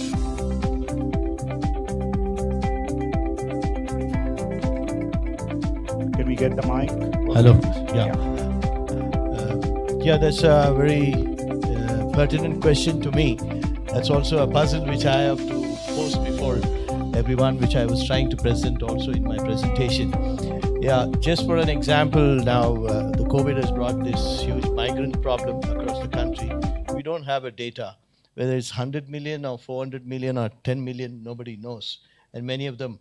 So where will we get the data? And we are trying to establish a pan-India migrant service desk, for example. For that, we need to set up biometrics, for example, and some MIS and data information management system where we can enroll and give them entitlement for their rights, and both at the source and the destination of the migrants. And if you go on to every sector, whether children who are left out of schools and child labor and all this, we are having a big challenge of studying the data and doing a data analysis, gathering the data, and how much of deep tech can help on this. What do you call, Nivedita was talking about waste management. And some of the children we are working with, they are working for waste management. Right. And how can data and deep tech can help us to help make them also have a dignified type of work and also contribute to the society and be included and have a dignified life. So this is the challenge. Okay, I'm sure I'm sure we'll get a lot of ideas today, basis what you presented, and of course with the people we have in the room here. I'm sure because I think you referred to Niveda as well, and I'm sure this is a puzzle, Niveda, you would have faced as well in terms of changing the behavior, changing the mindset. We did touch upon it briefly, and I definitely see a pertinent, relevant connection between the upliftment that you seem to bring in with sustainability from an inclusion point of view and improving or bettering the life for the kind of work you're doing. Any thoughts that you would like to share with us on that? In fact, my journey started. I have visited a lot of Don Bosco facilities and I've spent a lot of time with the kids, and that's when I realized that there is a requirement to make lives of a lot of bottom of the pyramid better, and that can only happen with technology coming into the picture and scaling up their lives. So the youth, especially today, are very conscious. And they really want to create an impact. I think there's a lot of hope. I mean, it's not that they get out of the college and they immediately want to jump onto a job. They want to really try and see if they can solve some problem in the world. I think there's a lot of hope, Father. And if there is a way we can sort of pull in the problems and sort of send out challenges, that'll lure a lot of professionals as well as students to come up with solutions in partnerships with corporates. So we would love to collaborate on that. Thank you so much. Excellent. So I now wanted to sort of, Nicholas, maybe bring the focus to you. Suez is doing a lot of things from what you shared, and I'm sure we did chat about it briefly prior to your presentation, that you work with startups. How do you, any guidance, any thoughts on startups who are working in air quality, water management, waste treatment? Any thoughts on how they can approach you, or what you look into them, what you look into them from bringing them on board or working with them? Can you share some thoughts for it? Yes, sure. So thank you. We consider working with startups as key in our innovation ecosystem at Suez. And we did the same in India as well, where we have been partnering with an accelerator, French accelerator, NUMA, to launch the first Data City challenge in Bangalore to address, to solve a challenge of the water utility in Bangalore. And we have screened and selected one partner startup, one outstanding startup called SmartTerra, to co-design along with our municipal partner Suez and the startup to co-design a solution, a digital solution to improve the revenue management of water bills and water consumption. So that is a way to partner with the startups. So we think it's very important to engage startups and also local communities to innovate and to co-create innovations, because this is the best way to be at the closest to the need, to be close to the need, and to develop the most efficient solutions and services for the citizens. Excellent. I think a lot of startups are going to reach out to you, Nicholas, now that they've heard you. I think I'd really like to maybe post this also.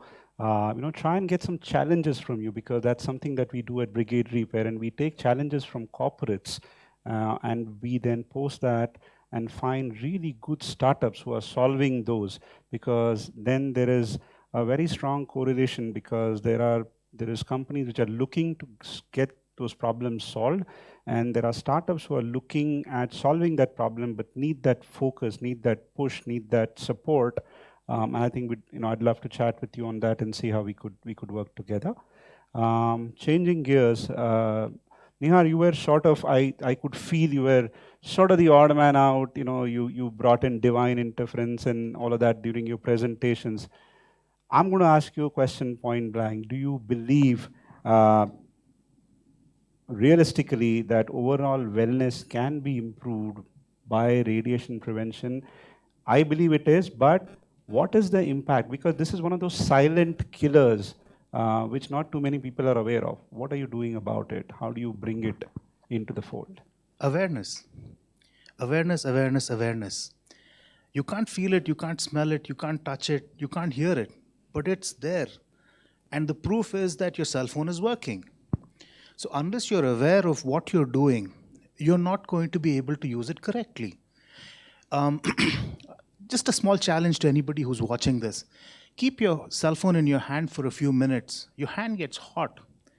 The reason it gets hot is not because the battery in your cell phone is heating up, but it's because the microwave antenna on your cell phone is warming your hand. So basically, your hand is getting cooked. Now, look at it in terms of wellness. You're in a work environment, and when you're sitting in your office space and you are surrounded, there's a smorgasbord of radiation in your environment. You have IoT, you have communication requirements, you have neighbors, it's a smorgasbord, and you are affected. When you actually step out and go into a place which has no signal or less signal, your body starts recovering. You can actually feel it, you feel fresher. A lot of people get chronic fatigue now in modern workspaces because of the surrounding microwave radiation. Awareness is key. Know that you're surrounded. Know what the sources of radiation are. Avoid exposure to them. It's as simple as that. That's what we do. The first step is always awareness. Thanks. Okay, thank you. So you heard each other today. I know we all came from very diverse sort of viewpoints. And as I said, for me personally, it was very enriching. Any thoughts in general about what we discussed today? Maybe closing comments from Father. I think you're. Yeah, I was listening to a lot of startups from yesterday onwards. Every time my mind was saying, "This is a new innovation. What is the opportunity for the young people?" This startup, there's a new idea. Right. How do we train young people for this skill or this new opportunity which is coming up? So there is a great need for collaboration between the new innovative industry and the skill development. And today the skill mission is some sort of come to a stagnation because there are no jobs. We were focusing on service sector so much, and today that is sort of saturated. But the whole lot of agricultural sector, which our country is there, how many startups? Yesterday we had this beautiful solar panel which is being monitored by the drone, etc.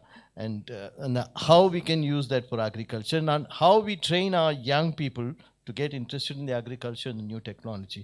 So this is a big challenge. So how we can use these startups? That is one side of the training. And the other side is our country is having a huge demography of young people, which can be a dividend. And if you don't take care and give all these skill sets and training and use that human resource, it can be a demographic nightmare for all of us. And I also want to talk about the unorganized sector. When we are talking here, we are talking about the formal sector where everything is happening. And when you talk about economic sustainability, the economics of India, 50% of GDP is coming from unorganized sector, and 90% labor force is there. And so, how all this innovation and smart technologies, deep data, all this can be employed to give access to all these people, give inclusion to all these people, then definitely there is a possibility of sustainable development. That's what I wanted to say. Thank you. I know, Nihar, I think you wanted to make a comment, so please go ahead. Just a quick comment. Sure. Just adding to what he said right now, I would like to add that in India today, maximum exposure is with 2-year-olds because mothers are working in the kitchen and cell phones are your de facto babysitters. So they put on a video or something with the cell phone and hand it over to the child, and the child keeps playing with it. I want to bring up the fact that by 2030, they expect 50% of all children to have autism spectrum disorders. This is something which is it's a huge problem going forward. And if we want to build a sustainable environment in a country which is vibrant and healthy, we need to address the issue of electromagnetic radiation as a society correctly. Thank you. Fair point. Any other thoughts before? So, like I had mentioned, I think there are a lot of problems in India, Right. and that is a lot of opportunities for our engineers, our future generation to sort of go ahead and solve.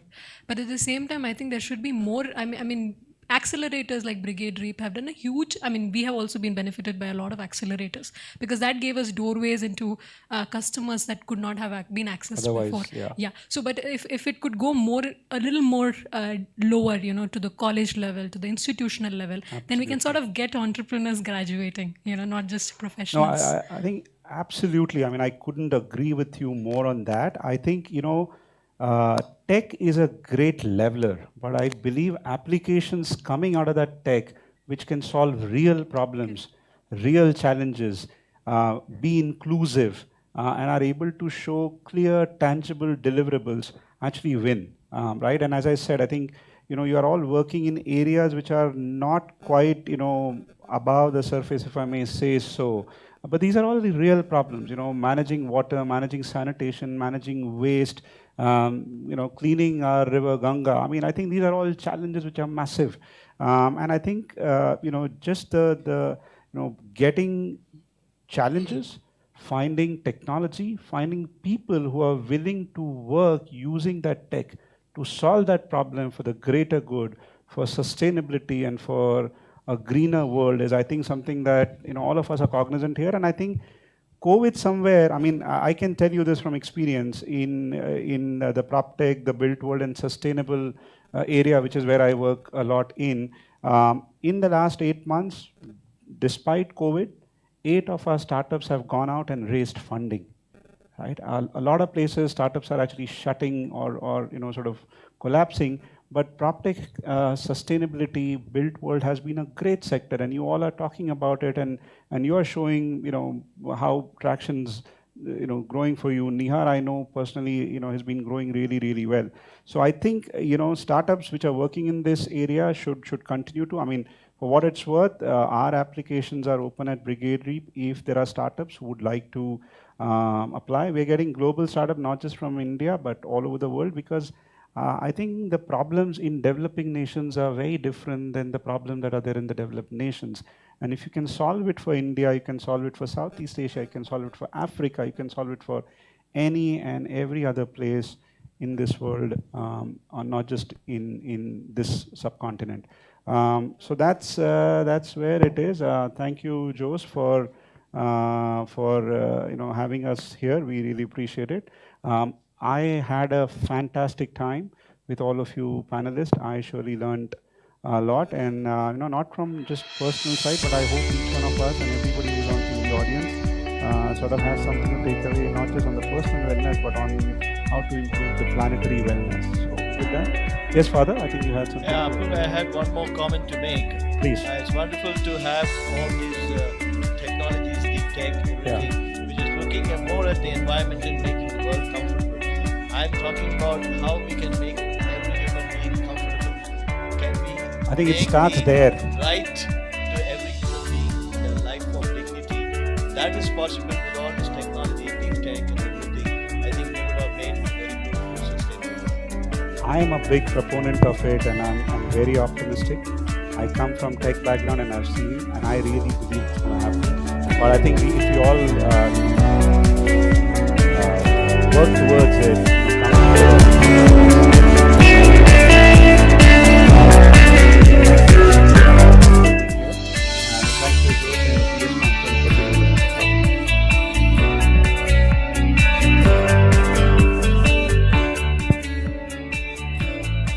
So thank you, Apul, and thank you to all. And maybe you can step off from the stage one by one, just to keep our social distancing and other formalities.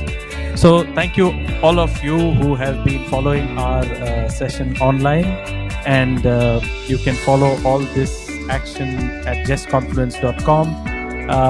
Each of you has a power, and that power is by sharing the good works that you see around you. And when you share it with your friends, with your network, the startup or the company that has the right solution actually ends up finding more customers, finds greater market traction, and can solve the problems that are around us. So I would request each of you who are watching the Just Confluence for the last 3 days, please look up the startups that you have seen, and if you found their solution innovative and interesting, please forward it and send it to your friends, and share it on your social media platform. We can spread the good word and therefore create the foundation for a better and sustainable tomorrow. On the other side, we now move to a very interesting panel. This is the Danish track from thanks to the collaboration and thanks to Ms. Jette Burum, who is the Consul General of Denmark in Bangalore, India, and also to the ICDK staff that put together this panel super quick. I think also this is the last Danish panel for this year, 2020. So in this panel, we have some very excellent speakers, and maybe they will put that, that's the panel that will be there. Unfortunately, mostly all of them are in Denmark, and so they can't be here physically. But we have done a very, very interesting 9-minute express talk for each of those startups, and it was done digitally. And we have here, we will stream here, it's a deferred live stream of this panel. So this panel will last for about 1 hour and 25 minutes. And I hope that you can enjoy listening to each of these companies, very, very innovative, and they're all looking strongly to the Indian market. Some of you might be aware that the Indian government and the Danish government has signed a very interesting partnership, especially focusing on sustainability and green technologies. And in the light of this, I am very thankful to the Danish Consul for setting up this Danish track. So without much ado, I would ask our team to digitally play this. And soon after this track, we have the last coffee with startup pitch, which will be done after this, which is another 5 minutes, where we show some of the startups also related to this topic, which have applied on the Just Expo platform. So we go now to the Danish track, and hope you will enjoy and make connections and share the information. If you think any of these companies will be relevant to solve a problem or can benefit, please share their details on social media, and maybe they will find the right customer and they can grow and scale. Thank you very much, and we'll come back in 1 hour and 20 minutes for the last speaker of the day, and enjoy the Danish track.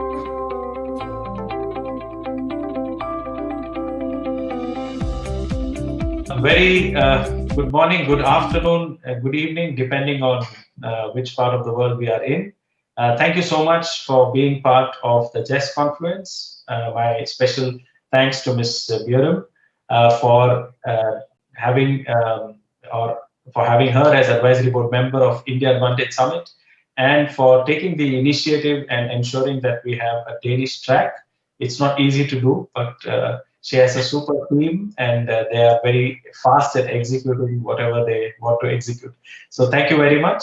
And for our audience of JES Confluence who are joining us live, we are very happy that you might already know that India and Denmark have embarked on a special mission, on a joint journey towards sustainability. And both our prime ministers have been very, very vocal, positive, and affirmative to act on sustainability direction. And I asked Ms. Björn, who is the Danish Consul General here in Bangalore, India, and also heading the Indo-Danish Center for Innovation in Bangalore, to give us the opening remark on this special collaboration, what it is and what it means for all of us. So over to you, Ms. Björn, for the opening remarks about this special Indo-Danish collaboration. Thank you very much.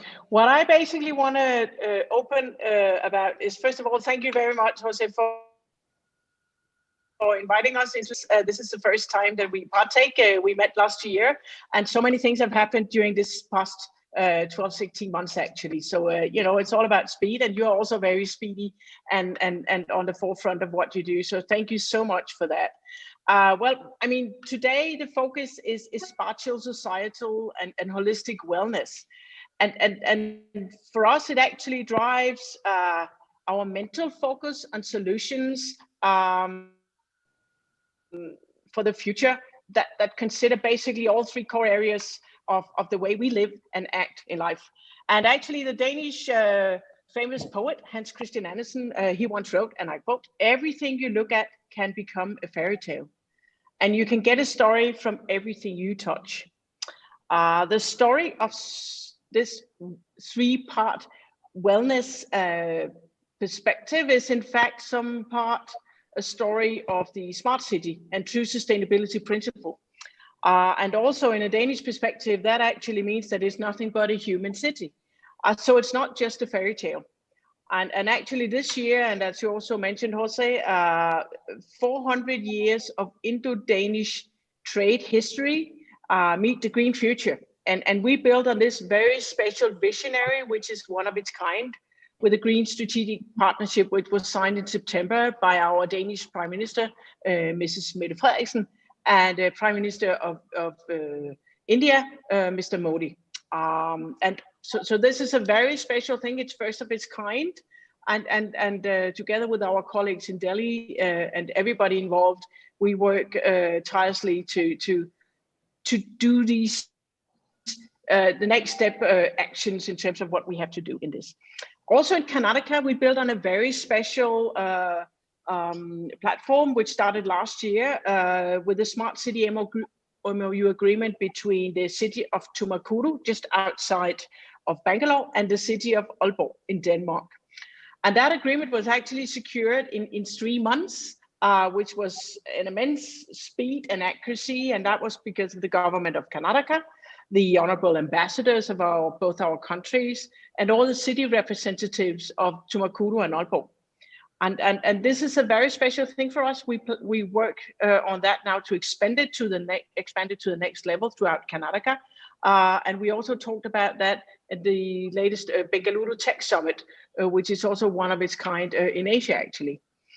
And today we are super happy to welcome and present 8 Danish companies. And each of you are delivering solutions and with a wish to actually make life better for the citizens of the city. And solutions cover across special hearing aids, fitted for a country like India, water purification systems, liquid waste management systems, and so forth. So we're very excited to get this chance to present these very special examples of Danish solutions into spatial, societal, and holistic wellness. And I can also tell you that 6 of the 8 participants today are also partaking in our Indo-Danish accelerator program called Nordin, which is being run out of Bangalore, and together with Asia House, Green Innovation Group, and Danish Industry Foundation in Denmark, and it's funded by the Danish Industry Fund. So this is a very special program for us. We are actually running a total of 32 companies, which is actually means presenting business opportunities also to India in that sense. I want to end my introduction by saying that India can inspire Denmark in so many ways. We talk about incredible India, we talk about lovely India, and your ability to naturally work with scale and speed in high level of complexity. And also being in the state of Karnataka, we have followed the amazing digital journey, which actually has brought so many things to the state also in the last 30 years. Job creation, building great companies, unicorns coming out of Karnataka, and building for a better future for every citizen. And also actually you're the state that almost half of every fund for venture capital floating into India is coming into the state of Karnataka. It's so amazing for us, and you actually have to come here to actually see it and understand what this really means. But hopefully also from Denmark, we can inspire you. We are very the smallest countries to apply, agility and implementation power in a sustainable and green mindset, as we just talked about. And also with our global outlook, based on our history in trade and the way we develop market-driven solutions and the way we build partnerships and collaborate. I want to just end off with a quote on happiness, because a foreign family living in Denmark once said about this thing called happiness, that Denmark is by no means a perfect utopia. There's also something rotten in the state of Denmark. And the key and inspiration to a happy life can come from all over the world. But we do believe that Denmark can be a source of inspiration for how countries can increase the quality of life for the citizens. And with this ado, I'll pass on the floor to you, Jose, and to present the 8 Danish companies. I'm really thrilled to be here, and thank you very much. Thank you, Ms. Viram. I think that was an excellent opening remark. You started with a philosophical quote, ended with a philosophical quote. I think that really shows that there's deeper meaning in life to things we do, not just profit and other simpler motives. So thank you so much for setting the tone. And it's really interesting that this partnership between India and Denmark will lead to many, many more fruits in the field of sustainability. So without much ado, I would now first like to hand over the floor and also the screen and presentation to Steen Thigsen from the Audientes Group. He's the CEO of this group. And over to you, Steen, and you have about 9 minutes. Thank you. Thank you very much. You should be able to see my material now. Yes. Thank you. Great. Well, I'm very happy to have been given the opportunity to share with you Audientes' attempt to basically change the world of hearing loss to the better for the millions of people that today does not have a solution that they can either access or afford. So we are a Danish company that has been working on especially actually creating a solution that would be a really good fit for the Indian market for the past couple of years, partly subsidized by the Danish Market Development Fund, who has given us a generous grant to test and develop the solution. And actually, we have been spending a good deal of time in Bangalore that Jette talked about a few minutes ago.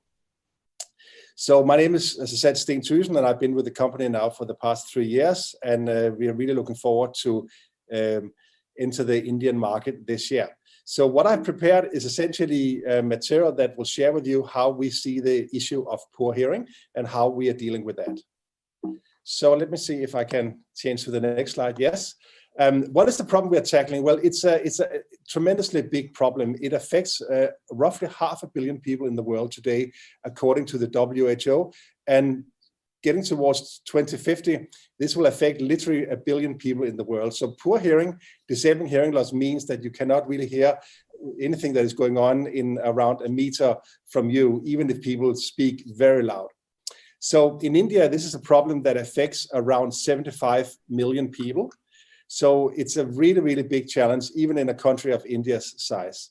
The challenge for the whole industry is that there's only around 16 million hearing aids being sold every year. And roughly around 45 million hearing aids is in use worldwide. So it means that there is hundreds of millions of people today that really does not have a solution at all.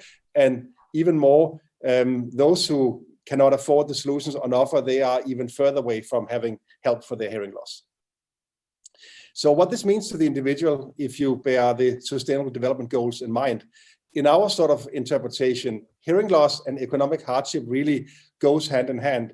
But by treating hearing loss for everyone, the door opens for a much better life and better living conditions in the form of jobs, economic independence, being able to interact with your fellow citizens and family and friends, and access to education, and so much more.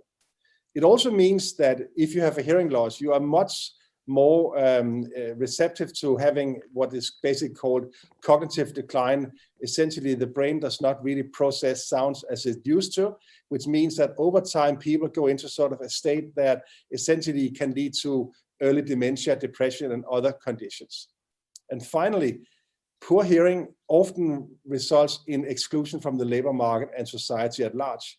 But by treating hearing loss, it actually means that people get access to being part of the society and being able to interact with people again.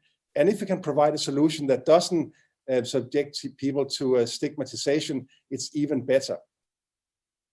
So the problem statement in a nutshell really is that millions of people around the world does not have a solution for the hearing loss because hearing aids generally are very expensive, and there's a lack of audiologists and other people that can actually help people with their hearing loss. For example, in India, there's around one person for every 500,000 citizens that can actually help people have a hearing aid fitted and even, you can say, interact with the individual on their hearing loss.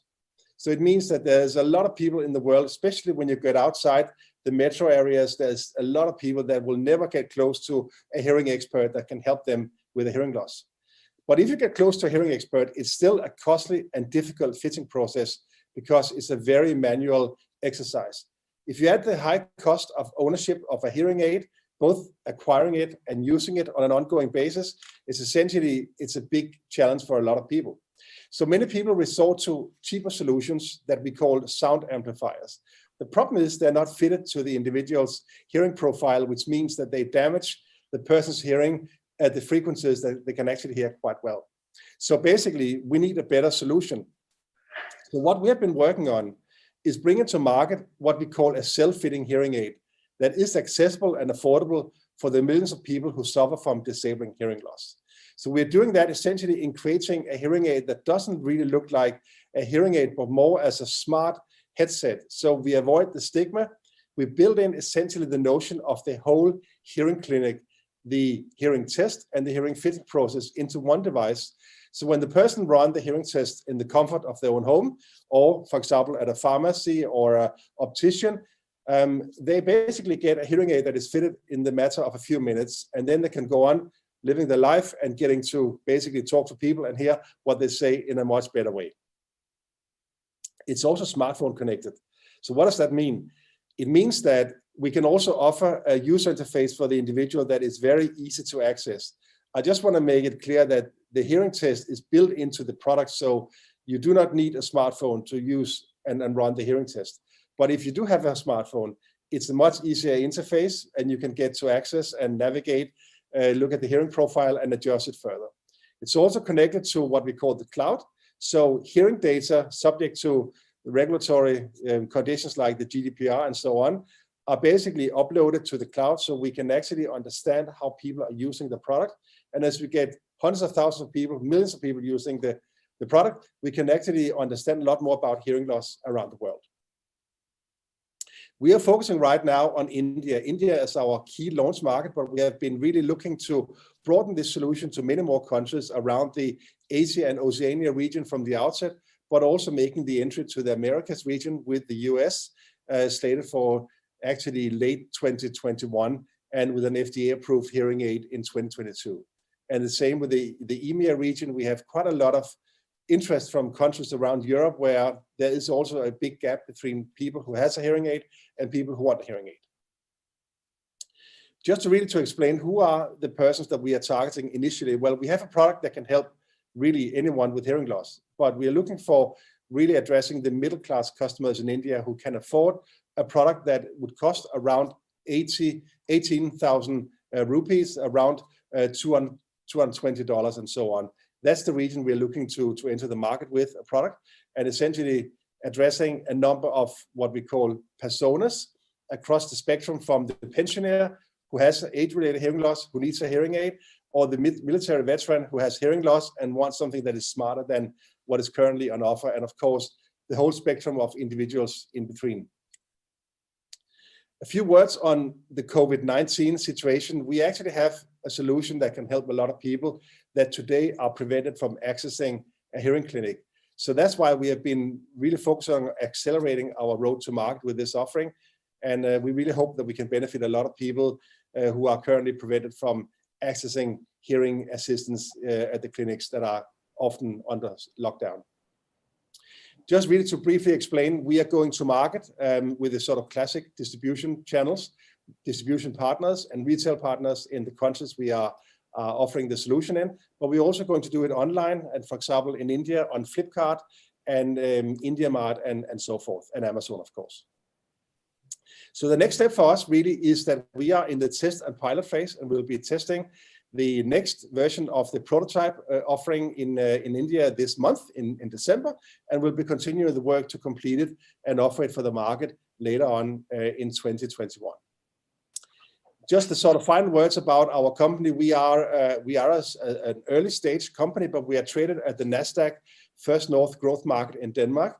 And if anyone is interested in more information, I'll be delighted to interact with you either by mail or by telephone. So just really thank you very much for the opportunity to share about Audientes, and have a great session going forward. Thank you.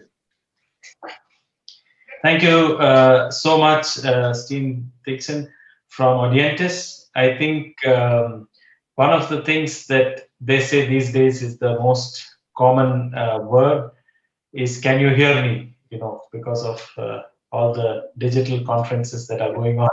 So in that context, thank you so much.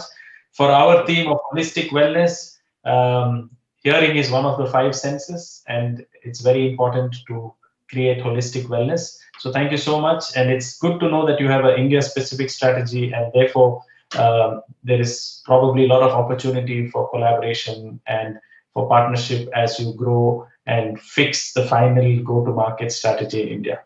Thank you so much for your time. Maybe we'll come back later to discuss some questions. I'd now like to ask Adarsh Raj from Aquaporin to share his screen and to take us through his presentation.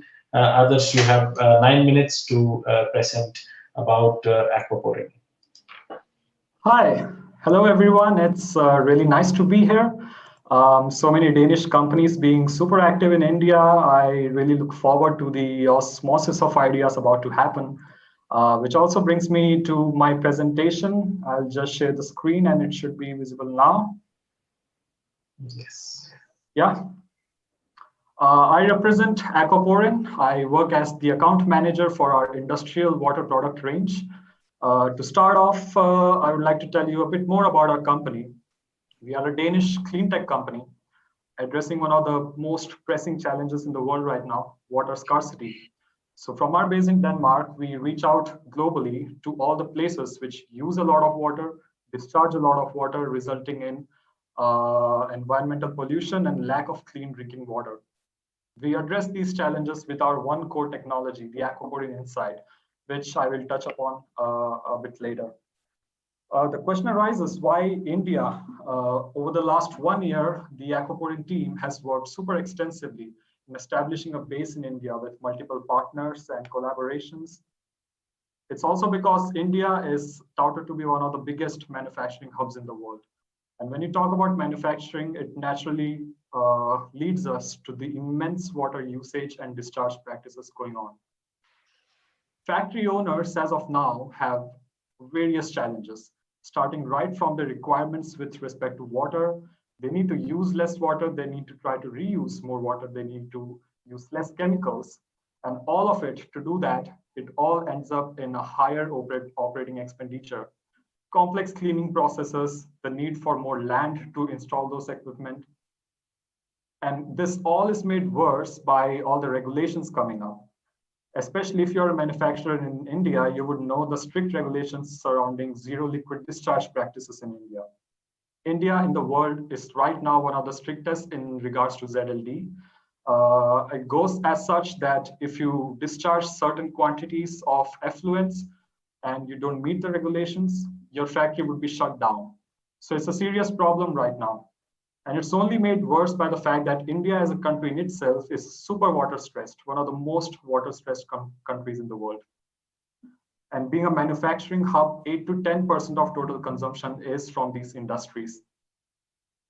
Even in the COVID situation, the sad silver lining that happened is that all our rivers got cleaned up. But soon the industries will open up once again and the effluents will start flowing into the rivers, leading us back to ground zero, how stuff was.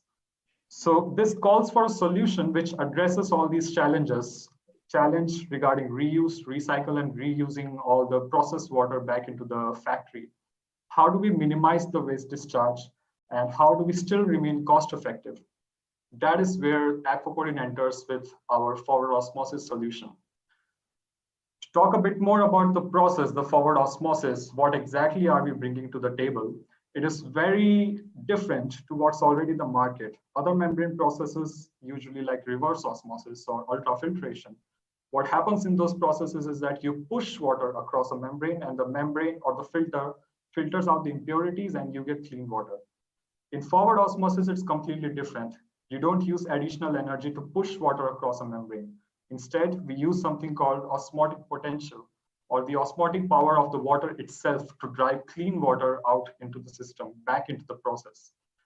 In the figure, you can see the feed solution, which is dirty water, which goes inside the aquaporin inside membrane.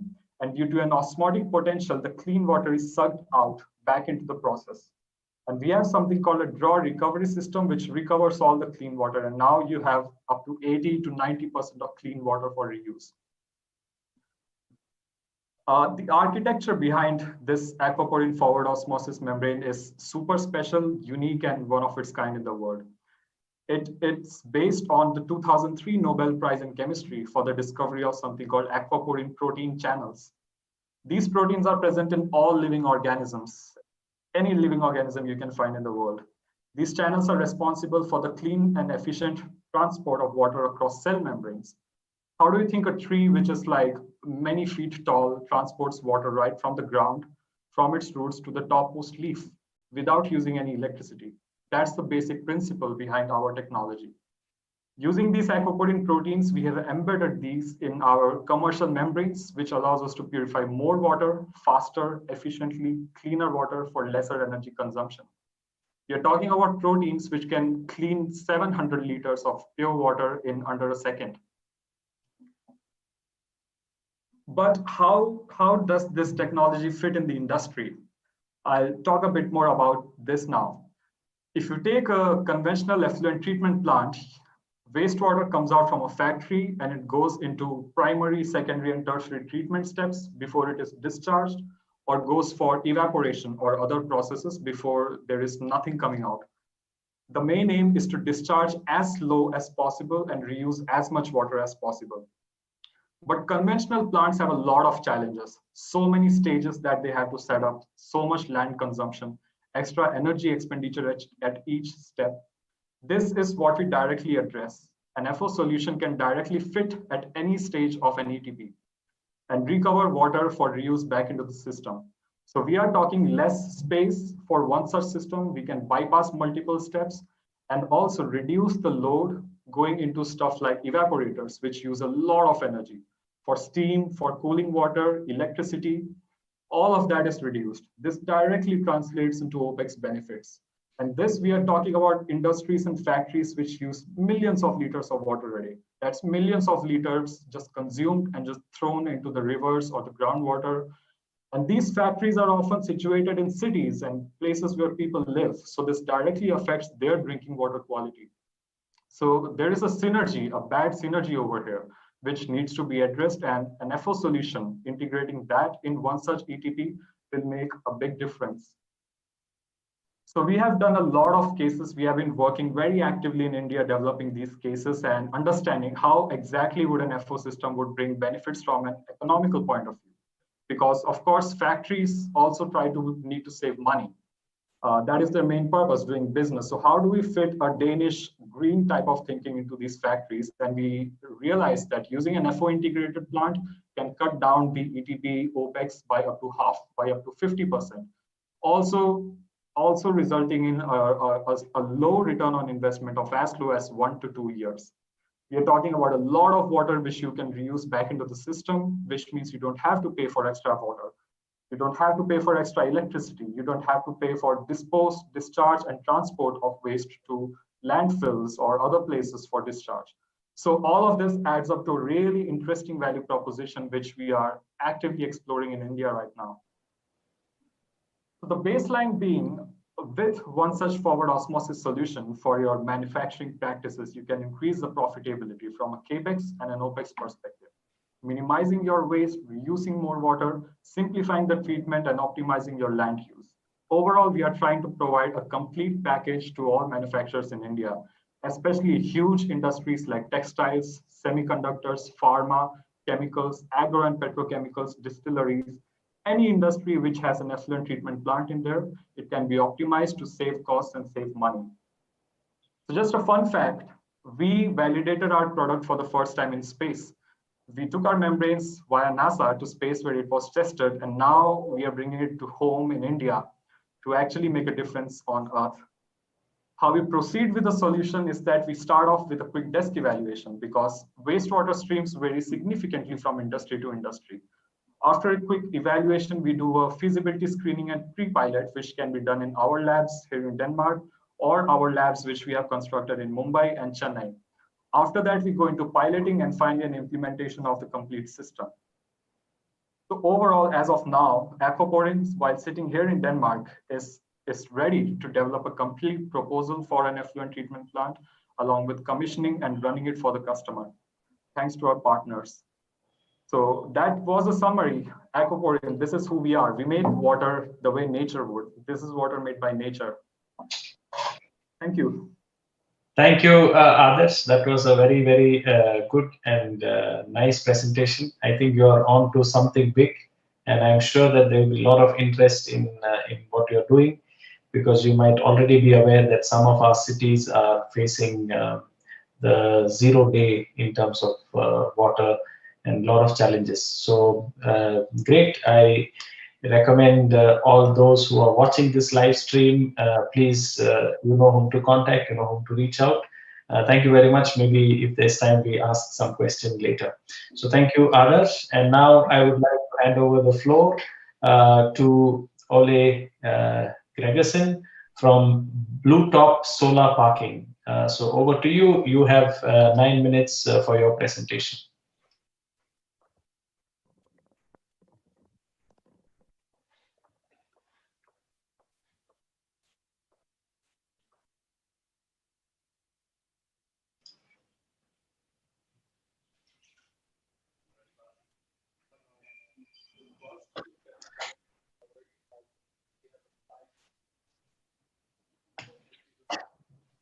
Okay. I'm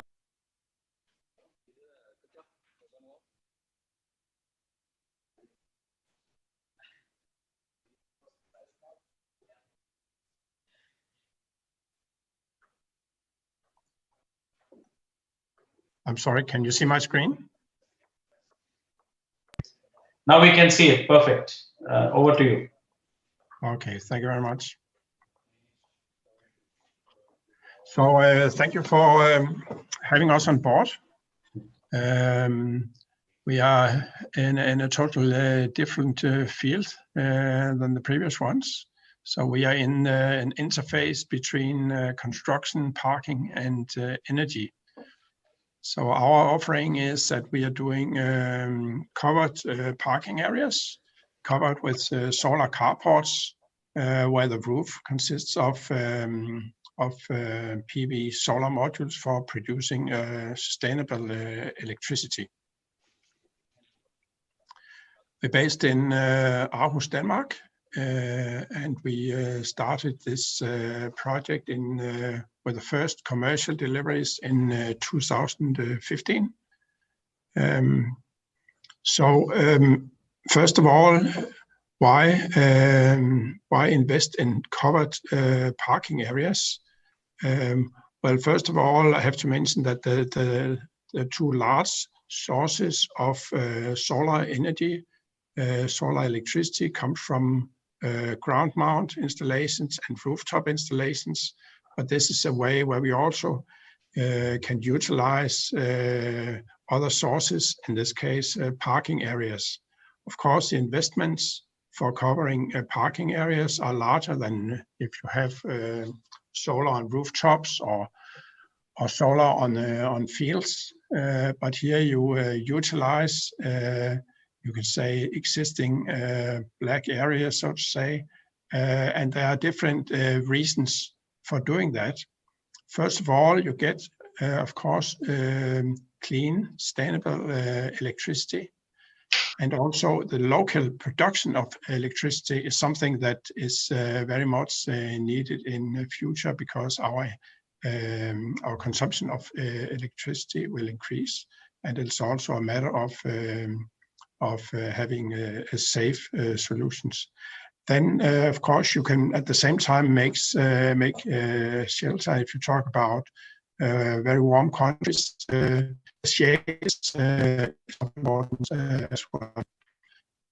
When you use PV solar, in general, you save on your electricity costs. Of course, it's depending on the cost for electricity before that. But in most cases, we save on electricity. For places where it's parking, like airports, and that often have double range situation, but you also have additional revenue from electricity for the covered parking. So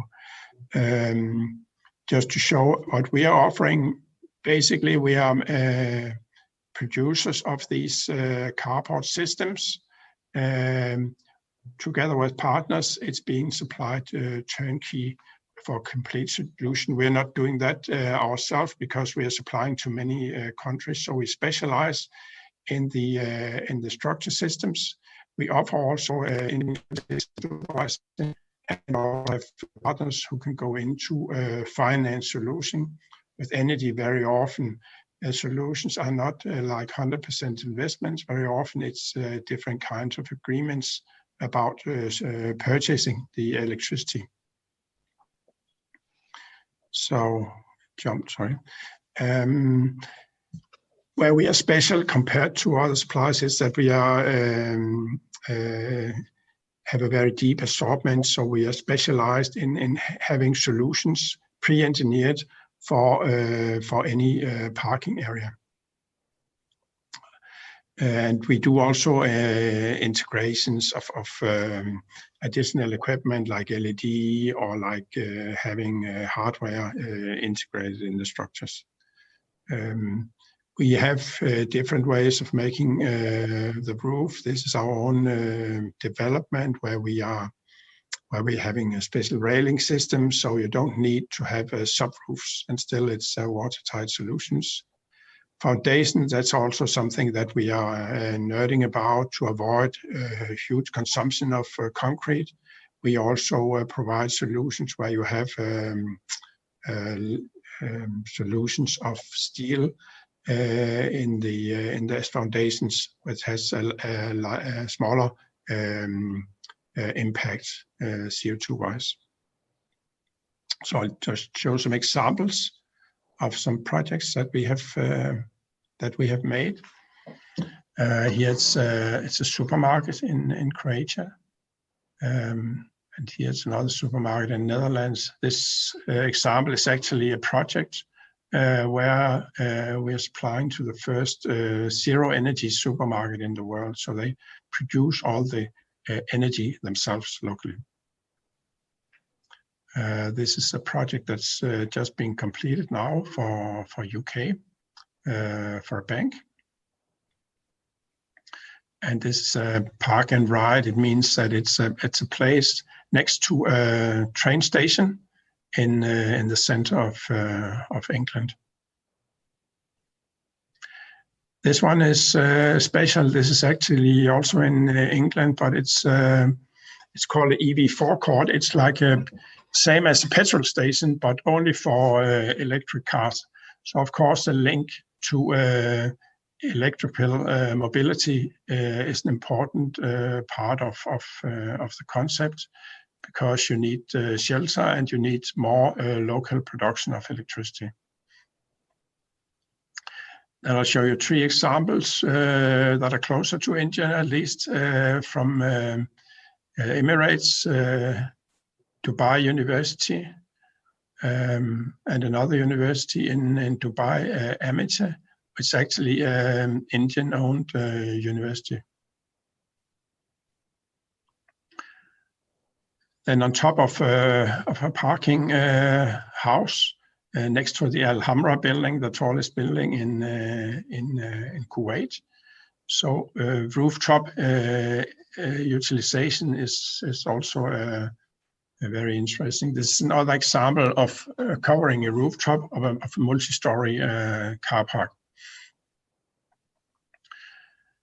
Yes, we have supplied to different continents, and we are very keen to move on with countries like India and further going further east. So our ambition is to scale this up, and we are in the moment making a department in Poland, and we are looking into making departments also in UK, in Emirates, and maybe also in India.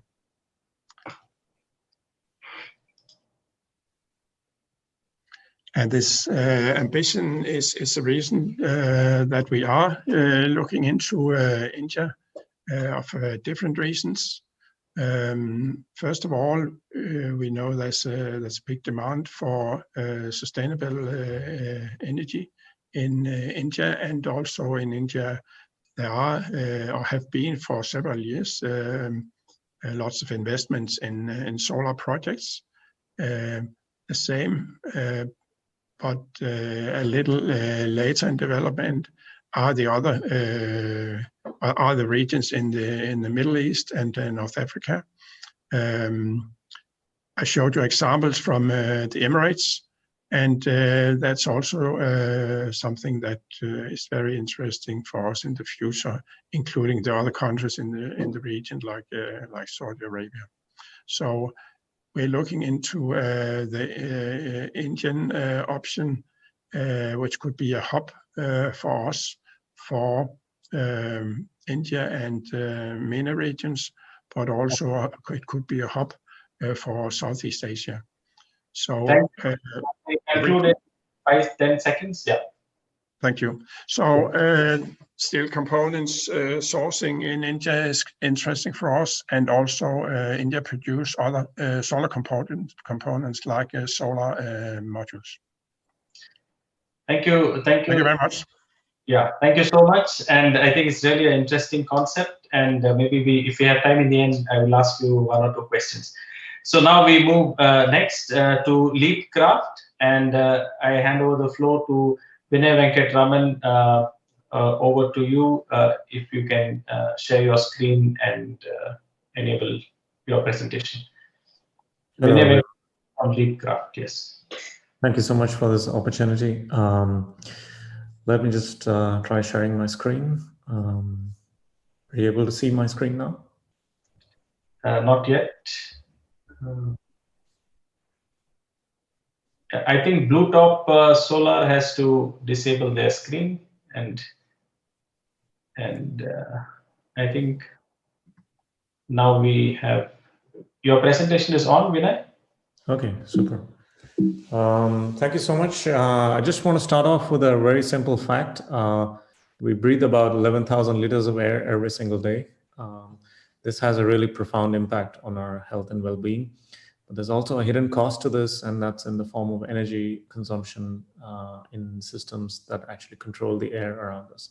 So we're talking typically large buildings. So as you probably know, air quality is a very fundamental issue. WHO has all kinds of crazy and scary statistics around how much this actually influences our mortality rate as well as well-being and health of people on a global basis. And this is not just limited to highly polluted places, but actually is a pervasive issue globally because air travels everywhere.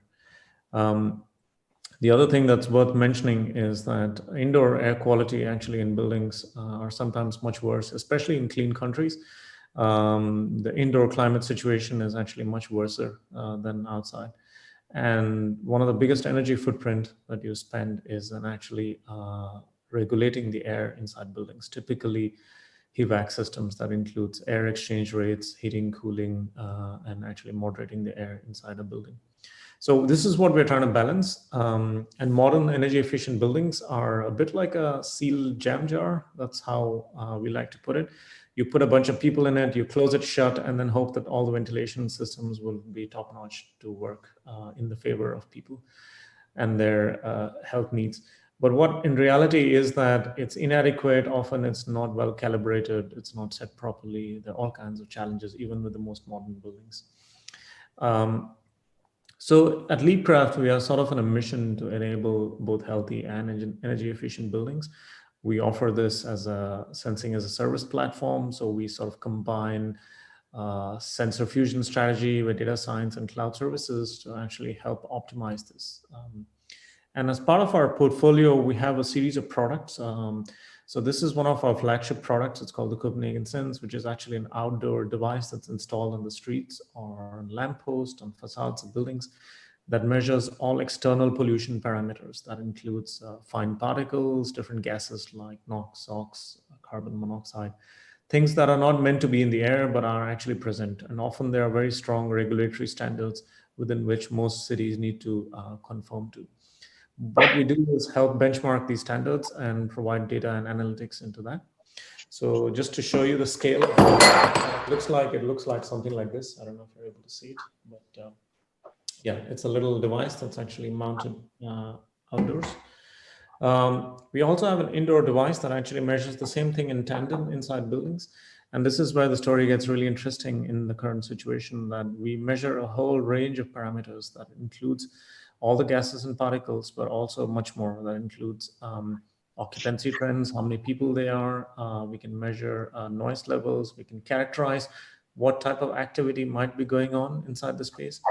We are very GDPR compliant in the sense that we don't record any video or audio. We just characterize the sounds and acoustic performance of the space. So we can actually infer what type of activity might the space actually mostly be used for. So is it a school or a kindergarten or a hospital or an office space? So we can actually bring a lot of intelligence into the overall ecosystem here. And in this context, I just want to allude to one recent development that has happened because of the pandemic situation, that we are using the data to now actually come up with a risk score for airborne infection in spaces.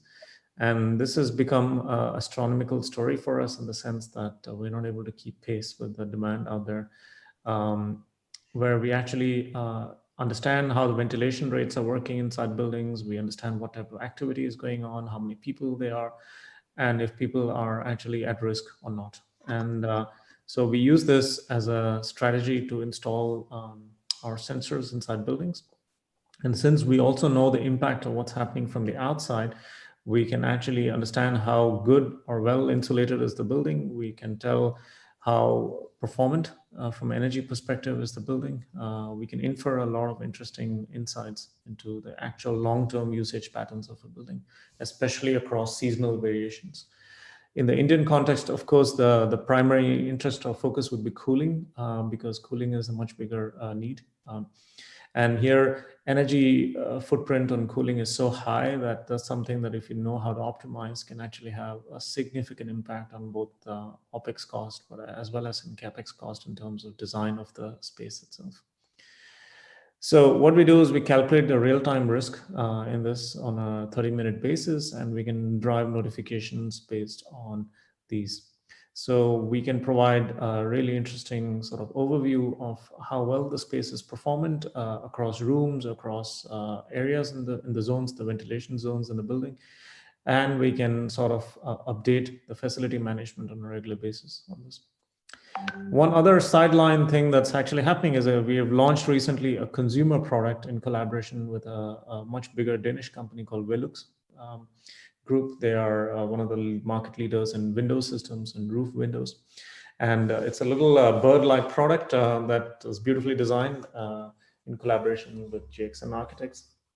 So it looks like this. It basically does the same. It's meant for a consumer product. The only difference is instead of sophisticated software systems in the backstage, it actually just provides a really simple light and sound feedback. So it actually chirps like a bird, just to let you know when it's a good time to ventilate the space or open or close windows, and prompt you or nudge behavioral change in spaces which don't have automated control systems.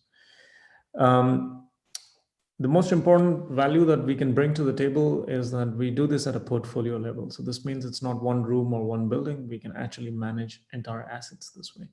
And this has been an exciting journey for us. And recently we are also have an external investor into the company, which is a much larger Swedish group called the Lindab Group, who actually invested into scaling the solutions out on a global basis. And that's why I think our keen interest in sort of developing solutions for different new market verticals, especially Southeast Asia, would be a very high focus, and the American markets. What and how are people actually using it is a big question, and this is something is what is the crux of the whole story, is that we are able to provide timely notifications and intelligence by looking for patterns in how the space is being occupied and how it is being used. And this sort of synchronous notification strategy, especially for energy savings, for healthier buildings, as well as preventive maintenance, is our overall value proposition. We also provide full comprehensive dashboards where asset owners can actually keep track of the entire city portfolio or an urban infrastructure basis. And for this, we have teamed up with ABB to actually deliver these solutions in multiple countries and geographies now.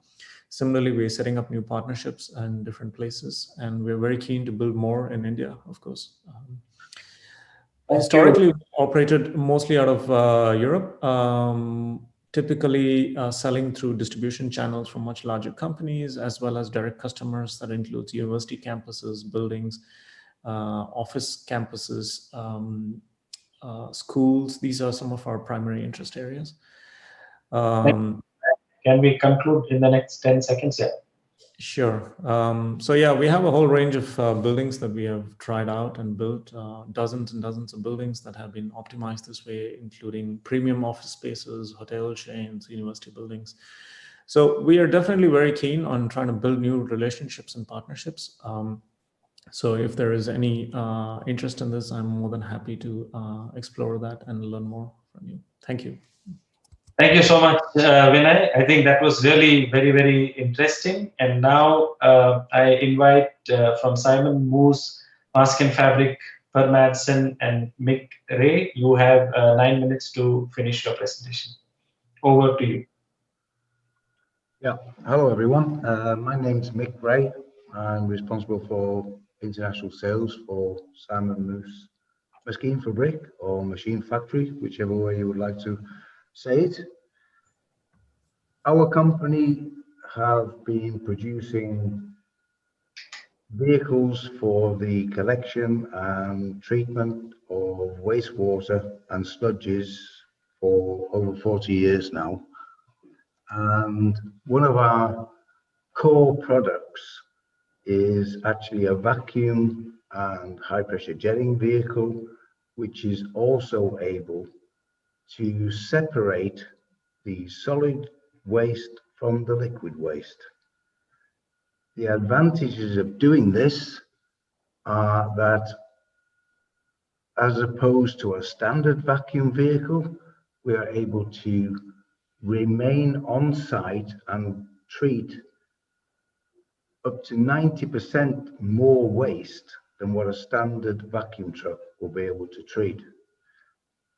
And in the case of the Indian market, this is very relevant because of the high population density in the cities within India and the high level of traffic in the cities within India, which makes it difficult for large vehicles to get in and out of some of the, especially the slum areas within India, and to take away enough waste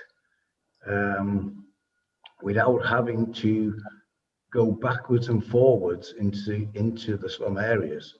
And in the way our equipment works is that as a normal vacuum tanker would operate, you take the waste into the vacuum tank. We then process the contents of the vacuum tank up into what we call the dewatering chamber. As we are doing this, we add a polymer to the waste, which separates the liquid and solid fractions of the waste. We are then able to drain the water out of the sludge and pump it back to the tank where we took it from. This means that the only waste remaining in the vehicle is the solid waste. And on average, we are able to reduce the volume of the sludge by up to 90%. And as I mentioned, this means that you are able to do 90% more work with one of our machines than you would be able to with a standard vacuum vehicle. You've also got a huge reduction in disposal costs, because the only thing you are having to dispose of is the solid waste. Another advantage is because we separate the water from the sludge, we have always got water available in our equipment to feed the high pressure jetting system, which is often needed to break up the solid waste to start with in order to empty the various tanks that are requiring emptying. There is also a financial aspect to it, because it means that you are able to treat a lot more waste with one vehicle than you would normally be able to, and therefore you would have increased profits for doing the work. All our equipment are with remote control, which is also a very important factor when we think about India, because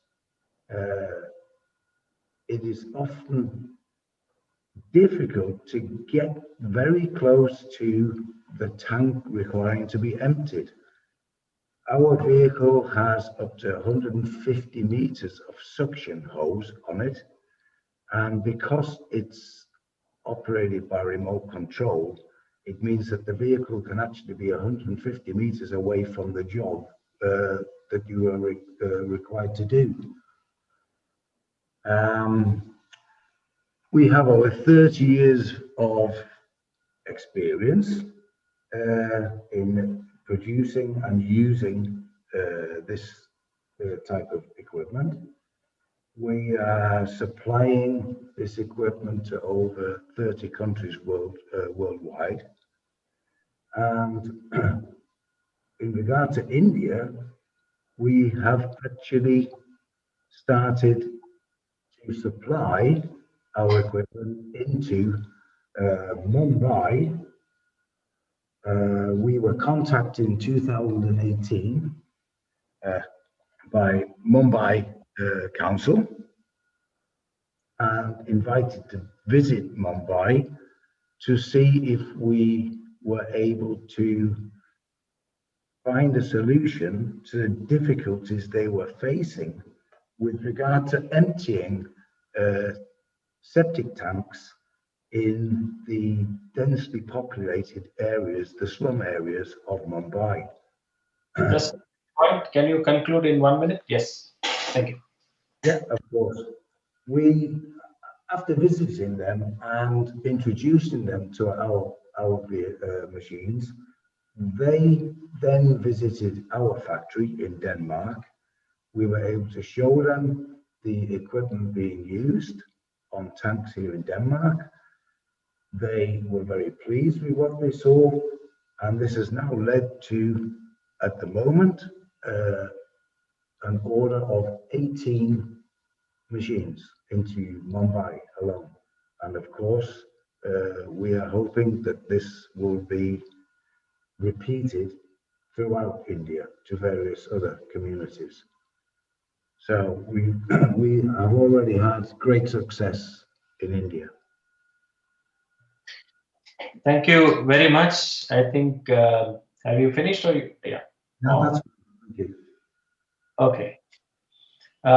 Thank you so much. I think that's a very, very essential and required service in India. And I'm sure that you will find many more municipalities contacting you, not just Mumbai. Maybe we come back later and connect with you for some questions if we have some time at the end. I now pass the floor to Jonas Pilgaard from SolarSac. So over to you, if you can share your screen. Thank you very much. Yes. Thank you very much. My name is Jonas. Can you see my screen? Yes. Thank you. I'm here to present to you another water purification solution. In this case, in opposed to aquaporin, which I am a big fan of, this is a household water treatment solution. So our vision is to bring safe and affordable drinking water to every household in the world. Right now, there are 2.2 billion people around the world without access to safe drinking water, leading to 500,000 annual deaths and lots of other problems with health, diarrhea, lack of being in school, being at the workplace. It's a very big problem. In India, it is estimated that 800 million people do not have access to safe drinking water. So it is a huge issue in India. I'm presenting you a very, very simple award-winning solution. It's called the SolarSac. So the SolarSac is a plastic bag. It is a very advanced plastic bag. It holds 4 liters of water. It creates safe water, as safe as if you boiled the water for 10 minutes. You just put it in the sun for 4 hours and you have safe water. Many places in India, I know there are more than 280 days of sunshine. So yes, we need sun to purify water, but because we can make it very durable, we have made a solution that can be used 500 times, creating a total of 2,000 liters of safe water for just $3. So for $3, you can create safe water for 2 persons for a whole year. Nothing comes close to this on a household water level. There are no plastic migrations into the, everything is food grade plastic. So it's a very simple, very easy way of solving a very big problem in the world. The technology behind is called SODIS, solar pasteurization. It is a 25-year-old technology, so nothing new in that. It's simply the sun's UVA and UVB rays that kills bacteria in the SolarSac, similar to when white people get a sunburn. It is a very efficient way of doing it, and we are the first ones doing it in a very affordable way. There are probably 25 solutions out there that are better than our solution, but there are none of them that are as cheap. So being able to solve a problem in a very simple manner for just $3 for creating 2,000 liters of water is a huge issue. If you are concerned about climate impact, the solar sack helps save the planet with more than 540 kilograms of CO2 for each solar sack. So if you're into carbon emissions and want to help the planet create less carbon, then the solar sack is a huge opportunity. We have multiple certifications. We are featured by UNICEF. We are in the middle of a WHO verification, and our product and our technology has been approved by many different organizations throughout the world. Social responsibility is a big thing. It's a very big thing in India. I believe there's a certain percentage, maybe even 7% of profits from organizations that needs to be put into social responsibility. That is a huge opportunity with SolarSack, where you can brand the backside of the SolarSack, thereby creating a proud employees, or you can give out the SolarSack to your host community where you have your factories, thereby showing that you have a very social responsible company. So it is very simple. We want to help create a safe environment for the poorest people in the world, and we aim to become the safe water tap of the bottom of the pyramid. Thank you. Thank you so much, Jonas Pilgaard. I think you finished before time, so I didn't have to come in between and say 1 minute is left. So now over to Morten Brogger Christensen from Solum Alcan. You can. Thank you very much. I will just try to share my screen. Just a minute. Yeah. Can you see my screen? Yes, perfect. Yes. Thank you. Okay. My name is Morten Brogger, and I come from a company, Solum, and I will tell something about our ICANN system for waste treatment of biological waste. Sorry, I just have to. Just a minute. I have to. Yes. Okay. We are working to reduce waste going to landfill. We are trying to move waste up the waste hierarchy to be reused or recovered. This is our main target, and this is what our ICANN system do. This is the normal strategy for waste treatment in Europe, to move up this waste hierarchy. Why move it up the waste hierarchy from landfills? And it's because the landfills take up space, which is a scarce resource. I believe very much a scarce resource in India as well. Landfills release methane, which is a very strong climate gas, but if it's used, it can also be a valuable resource.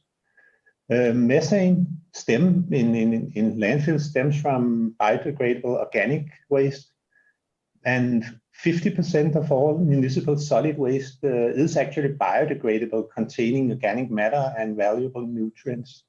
And this is why we say, okay, this is a very, very good place to start when you talk about improving waste management systems. And then agricultural land, which is also a scarce resource, it needs organic matter to be fertile and fight climate change. In fact, agricultural land, when it comes to organic matter, it is the largest gene pool the largest organic pool in the world for carbon. So that's another important issue, and this is what our technology provides. This is the technology. It is kind of a schematic explanation.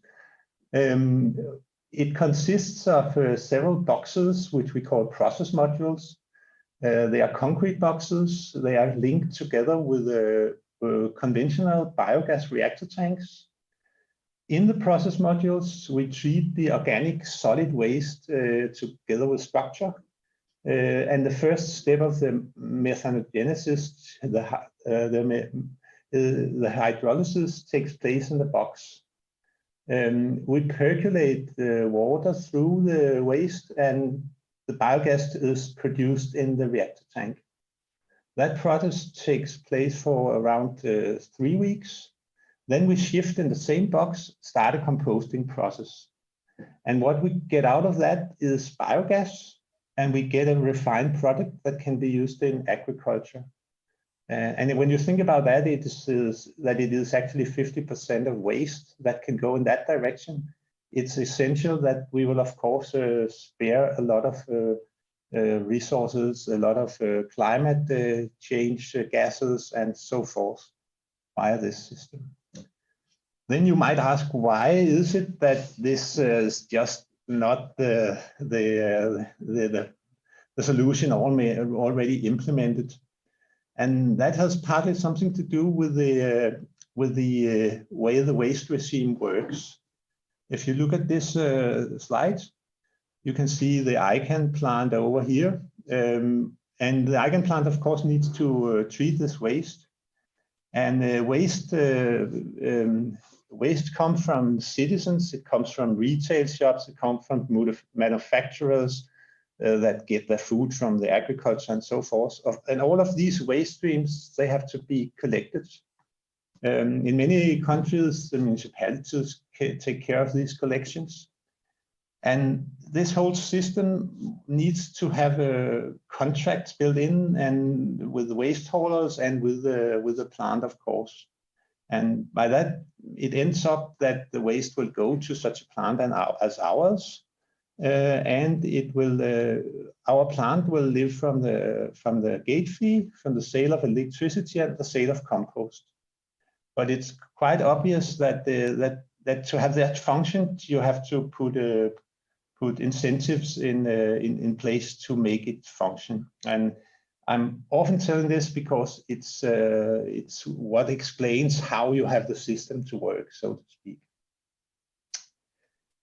A couple of advantages for our plant is that the organic waste doesn't need to be clean. The reason for that is that we treat it in these process modules. We screen out material in the end when the compost is dry, and it's much easier to take out waste that should not be in the compost. We have optimized the output of energy and compost, since we can treat all the waste in this way.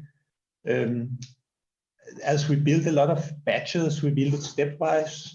We can scale the plant up and down. And that makes it quite flexible, because we can also treat different wastes differently in the plant. And finally, the plant is constructed locally, so it's actually made in the place where it can be maintained and so forth. It's not something that we bring from Europe, so to speak. Yeah. If you want to know more about our system, you should look into our webpage. It explains how it works, what we provide, energy yields, compost quality, and so forth. I have put in some links here so that it's easy to find them. And if you have any questions, you should contact my colleague, Morten Gyllenborg.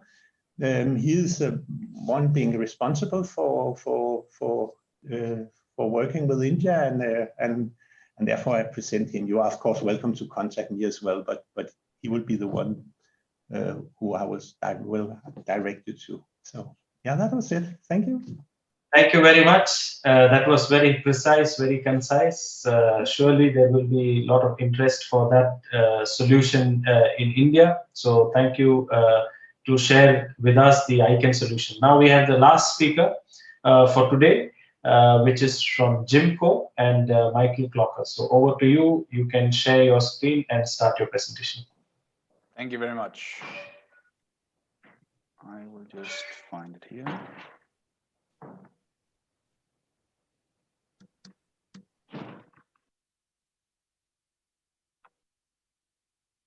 Can you see my screen? Not yet. We can see you. Maybe you. Hang on. Yeah.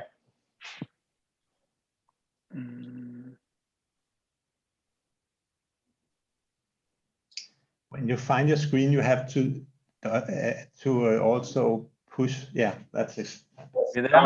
Perfect. Yes. Thank you.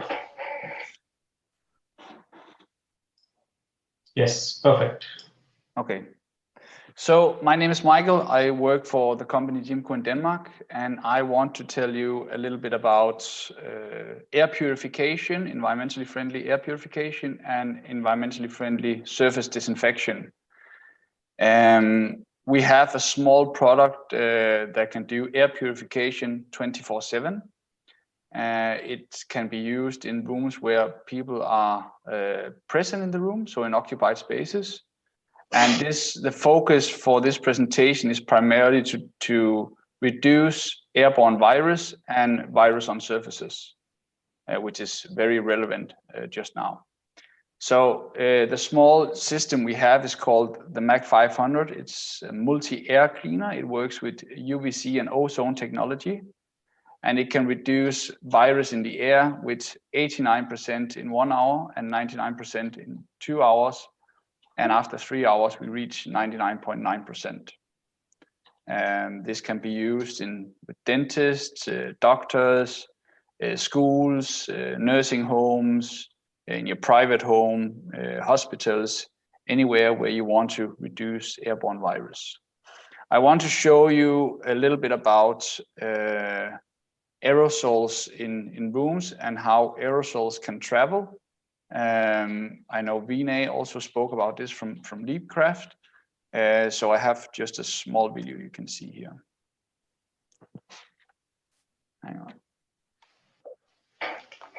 So in 60 minutes in a confined space, this is how many aerosols are distributed from one person.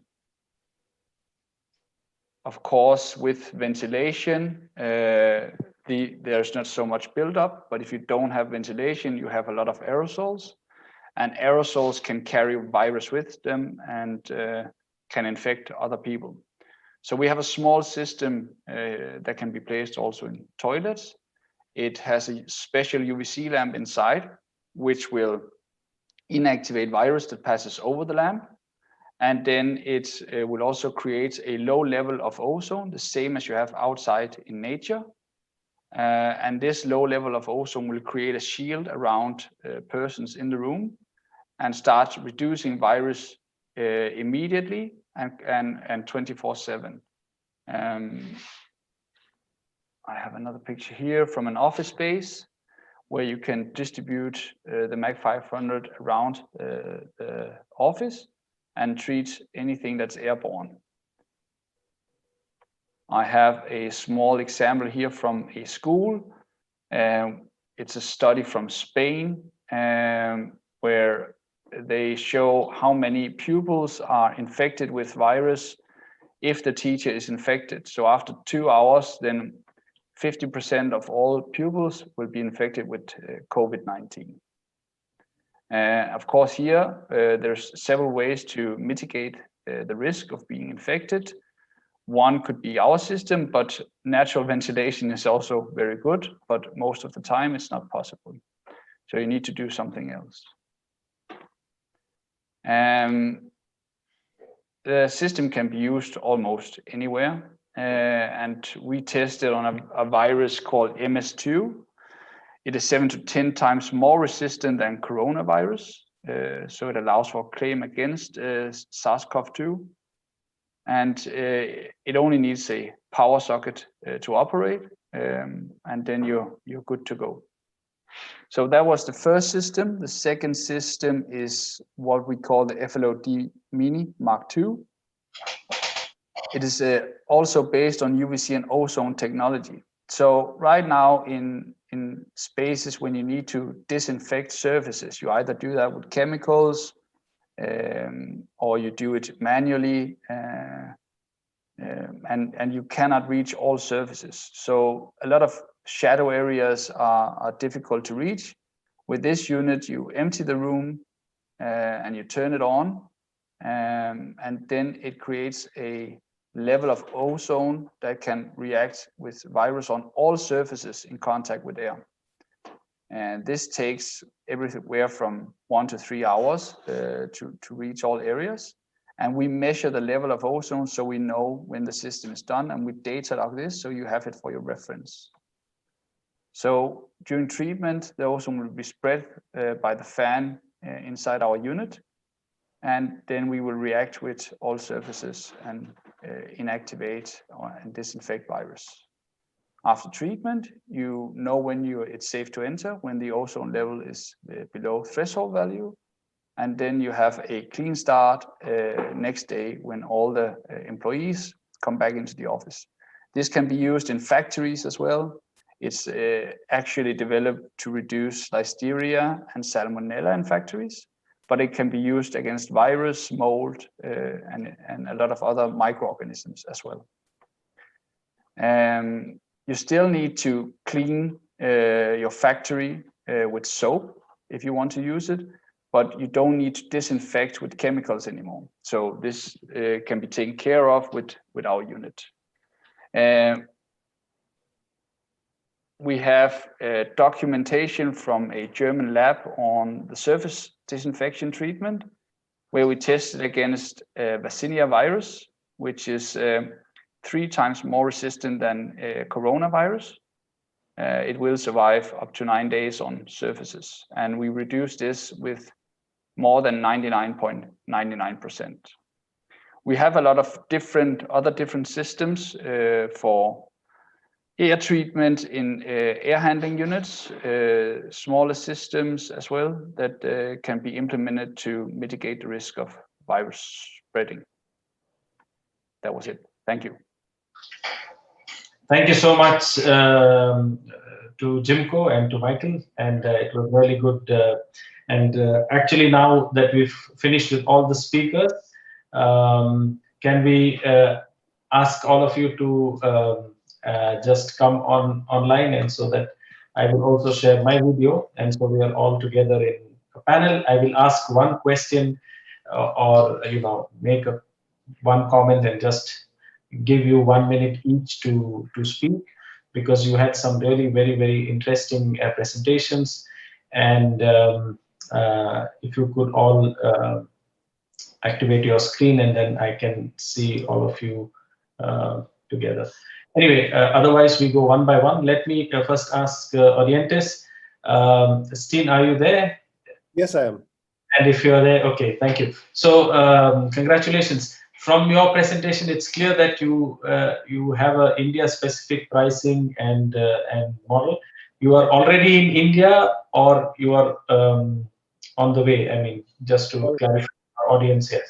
Okay. Well, we have engaged our initial person on the market, an industry veteran with 3 decades of expertise in building up local operations for companies in the hearing aid space, and he is now helping us essentially realize this go-to-market study that I very briefly outlined. So we are in the market. We have been working with local partners on the testing for the past 3 years, but of course next year will be when we really are becoming active in actually marketing and selling the offering. Yeah.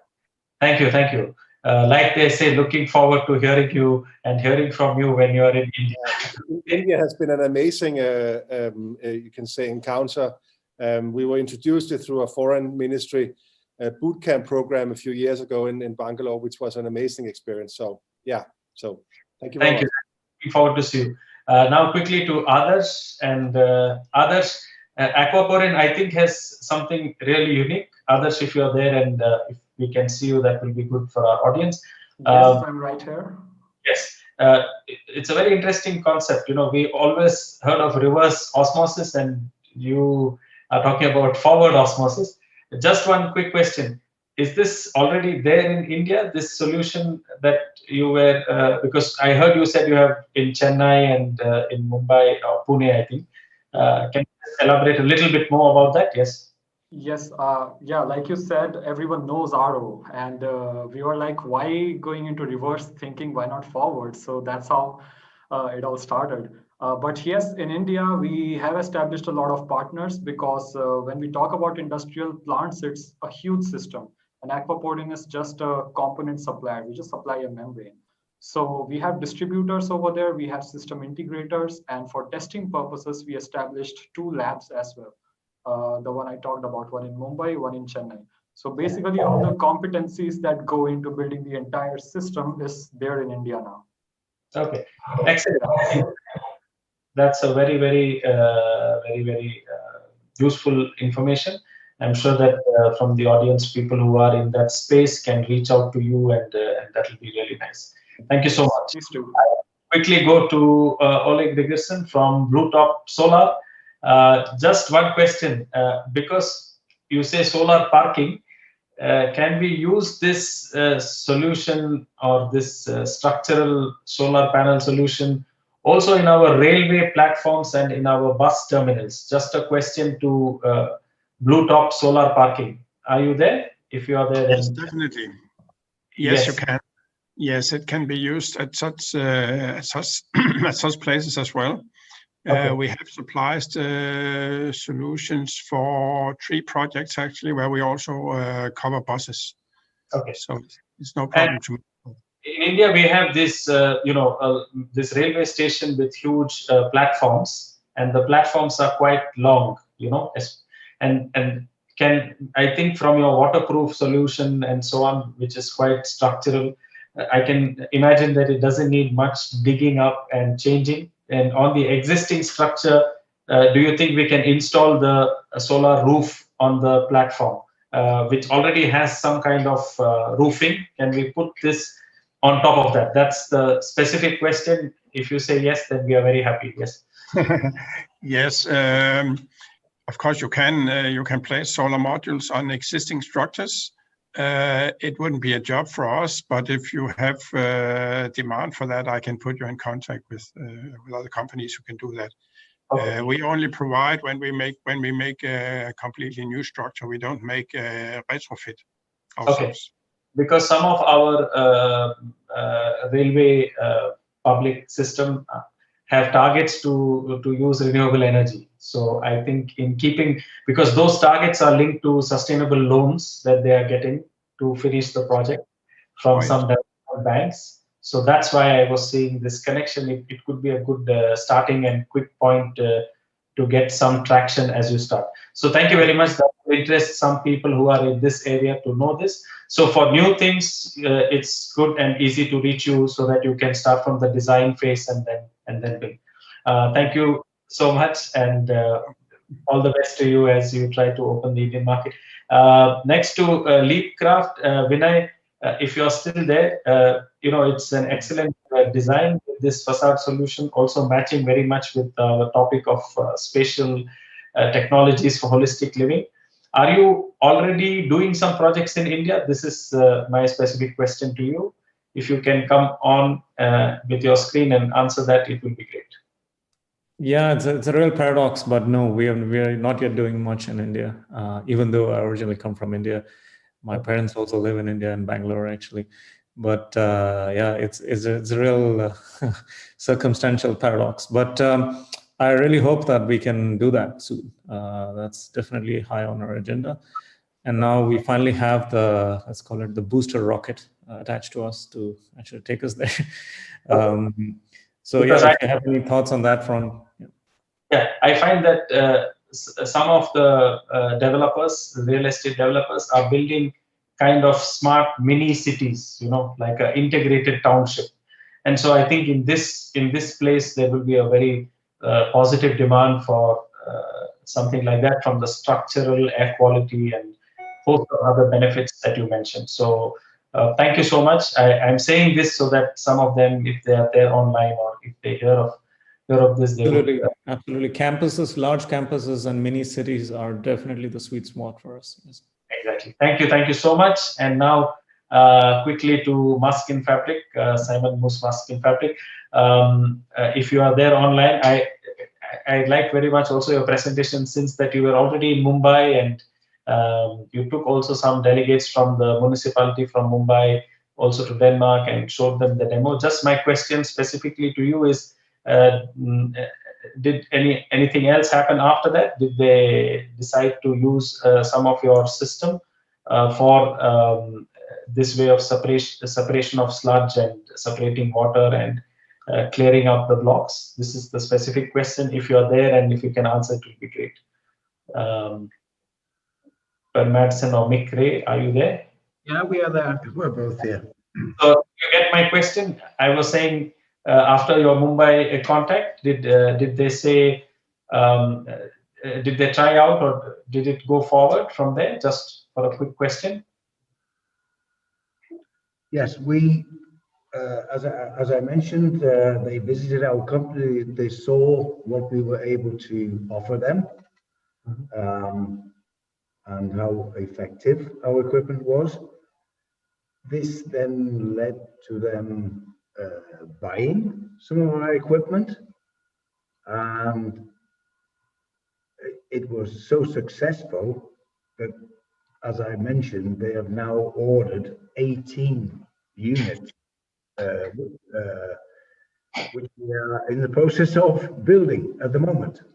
Okay, excellent. That was exactly what I wanted to know, because usually in the public procurement, if one department has bought it, it's easier for the others to use it as a reference. So this information is very useful for the others listening in and other city officials to know that something has been used. Also, I will keep in mind if some inquiry comes, because we have a lot of blocked systems every now and then whenever there is rain and so on. So thank you so much. We have 1 more minute to end the call. So I quickly ask Solar Stack, if you are here, Jonas, have you already sold this solar stack to any institution or any agency in India by any chance? No, we have not. We are still in the early phases in India and working with the Nordin program to establish ourselves more in India. Excellent, excellent. I think there is also a good possibility, because I feel that's a good solution, especially where there is less power, the possibilities of heating and so on in the remote areas which are off grid. I think it's a very good solution. So I'm sure that some people would reach out to you as a result of that. Thank you so much. And now to Solem Morton. Are you there? Yeah, I'm here. Yes. So just a quick question. What about your journey in India? Have you already done something, or what is your, or is now the start? Yeah, at the moment we haven't done anything in India except that we are part of the Nordin project. I would say the next step for us will be to find a partner in India, because of course India is a big country and we need some local on the ground, so to speak. So, yeah. That's good to know. People also reach out, keeping that in mind. Thank you. And the last thing is from Jimco. If you can quickly come on. I think your product is very useful given the COVID situation. Definitely a lot of malls and others would use the overnight to clean up the atmosphere. So if you're there, are you already supplying this to anyone in India? Just this question specifically to Michael. Yes, I'm here. The systems I introduced now are not widely sold in India yet. Few systems are sold, but we are in India already, but with other products for air purification in kitchens and restaurants to reduce fat and grease. Big hotel chains has these systems, but not yet the Mag 500. They are primarily sold now in Europe and US. Okay, excellent. So I think it was really great to listen to all of you. I feel it was a wonderful panel, and a lot of you are sitting on excellent products and solutions, which will have, for sure, in my limited understanding, a huge opportunity in India. So I'm sure that many who heard you will reach out to you, and I would like to wish you all the best, and thank you so much for joining Just Confluence. At this point, I would stop the recording and then just need half a minute with each of you. So I have now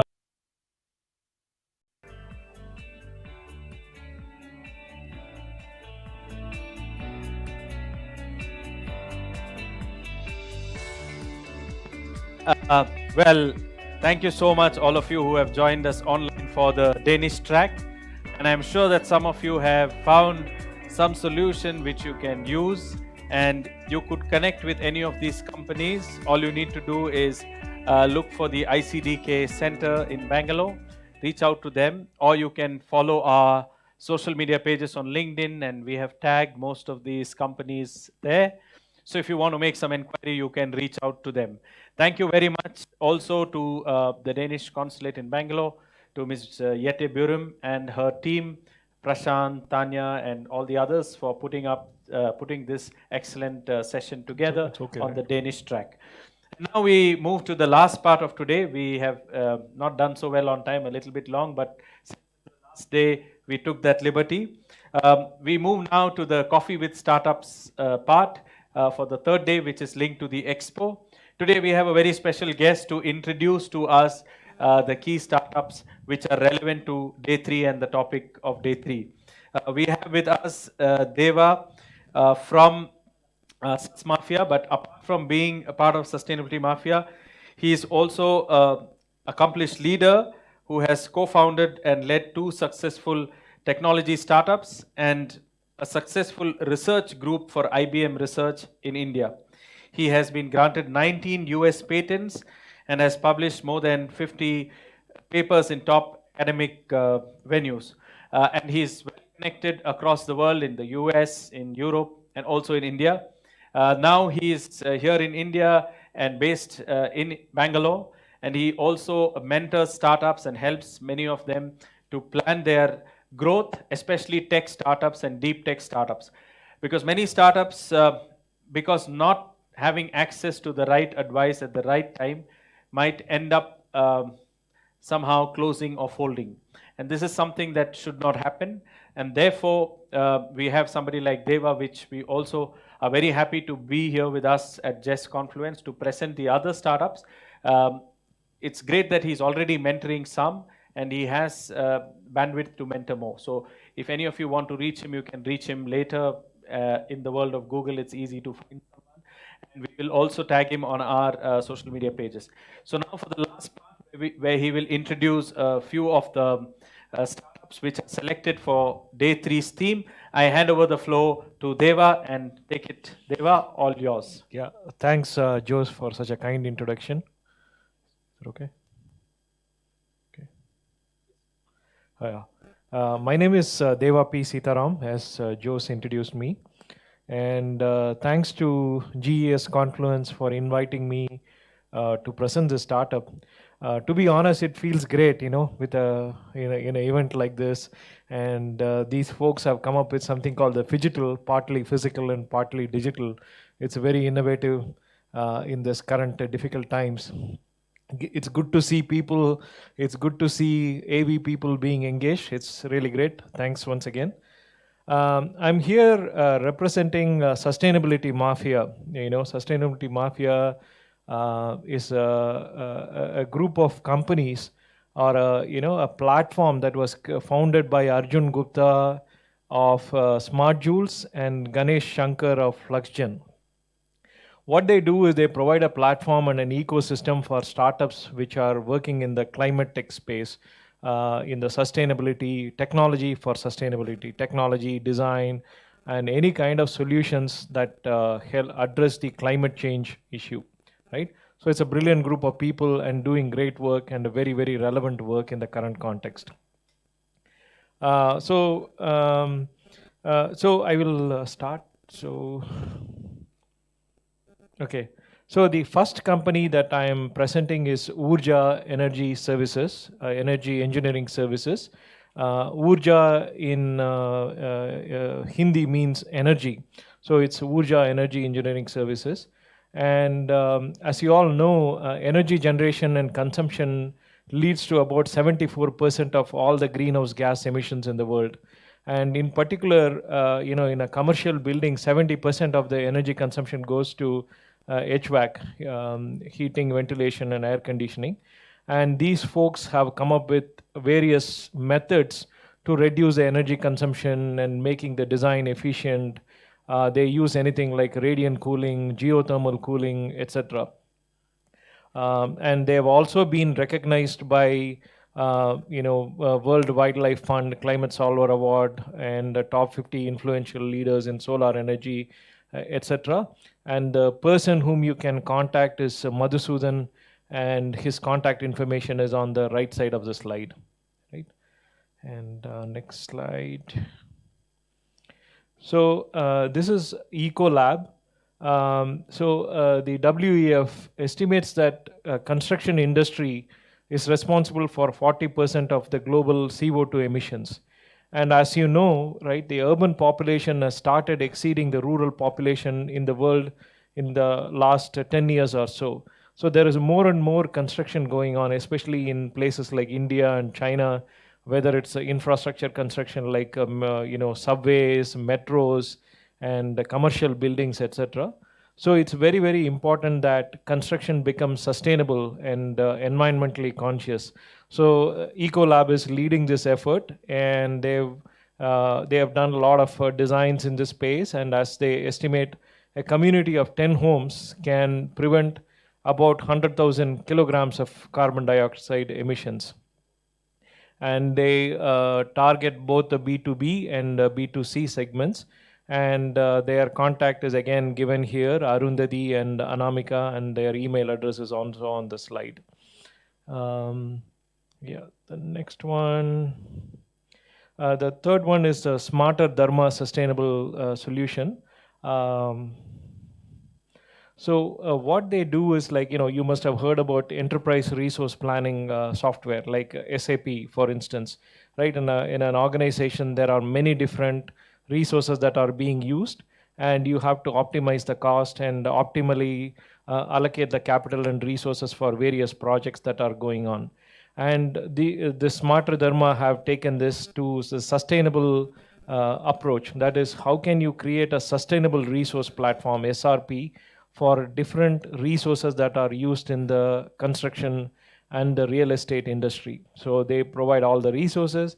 And what is also interesting is that they do a multi-objective optimization. That means, on the one side, you have to think about how to optimize the greenhouse gas emissions, but at the same time, you also need to consider how to minimize the costs, because you cannot just think about environmental impact, because there are also financial implications.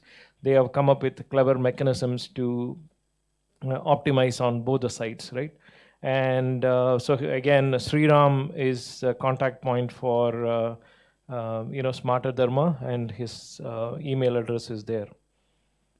I think there is a typo in the slide. It's not Madhu at Urja, but probably, as Joe said, you can do a Google search and LinkedIn find them actually, right? And the next company is FluxGen.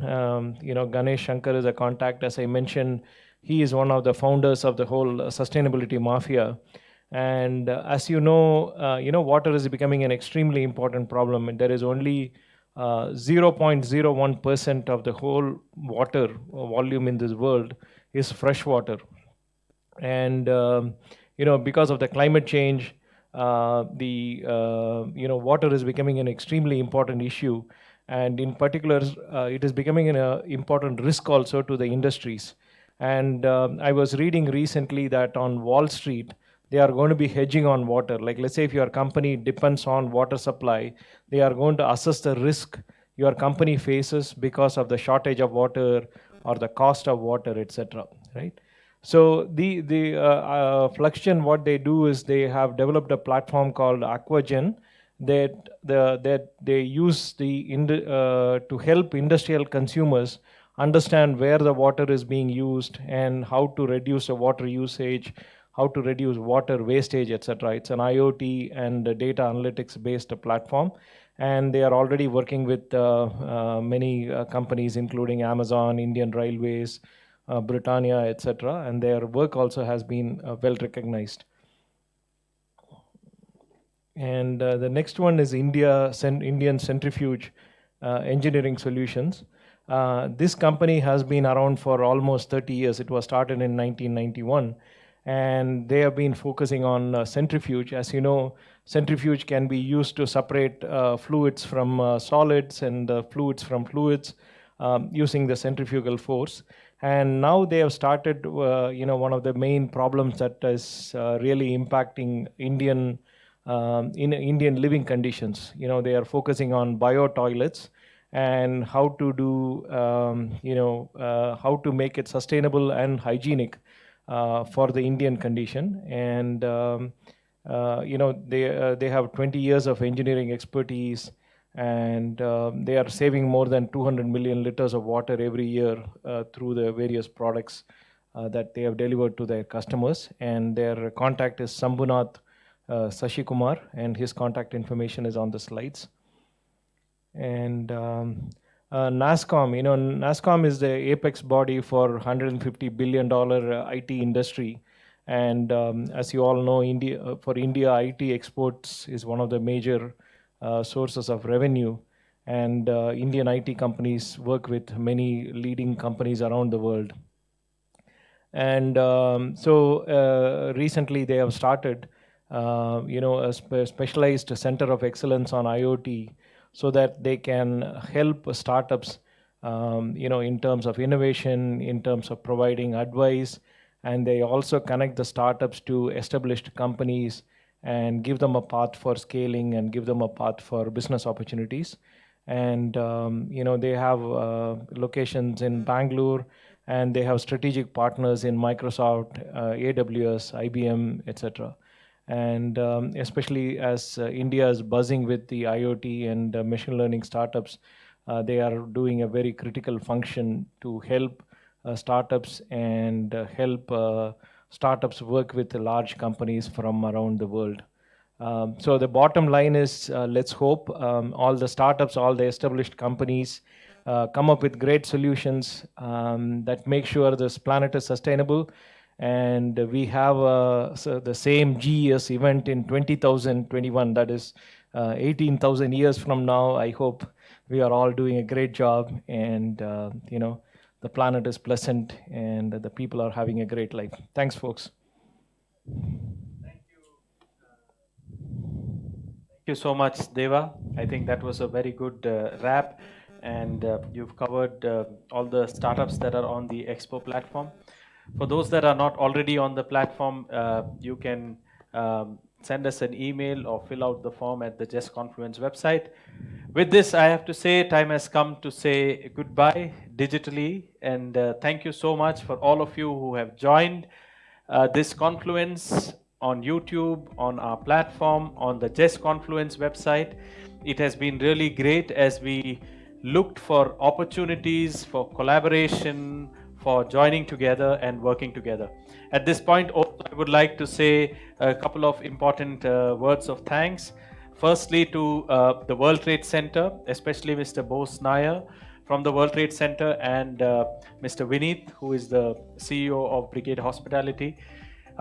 It's their vision and their clear direction which helped us set up this Confluence. We did it taking care of all the necessary precautions in the context of COVID. Having said that, life has to go on, and people have to have hope. And we believe that this event, the Just Confluence in 2020, in a year where there were many challenges for all of us, is a small beacon of hope that gives us the strength to look for opportunities to collaborate, co-create, and build a sustainable future. Thanks also to Smart Sustain, who has been giving live coverage of various speakers of the events and updates. And thanks especially to Sustainability Mafia, Deva, Ganesh, and all the others for their help to bring the startup ecosystem closer to us. And as we say bye-bye, I would like to say that please follow our YouTube channel and link with us on LinkedIn, and you can follow us on those pages. We will soon announce 2021, the India Advantage Summit, which will be much larger and much bigger, happening here physically, we hope. If we see you then, physically or digitally, thank you very much. All the best, and 3 cheers for sustainability. Bye-bye.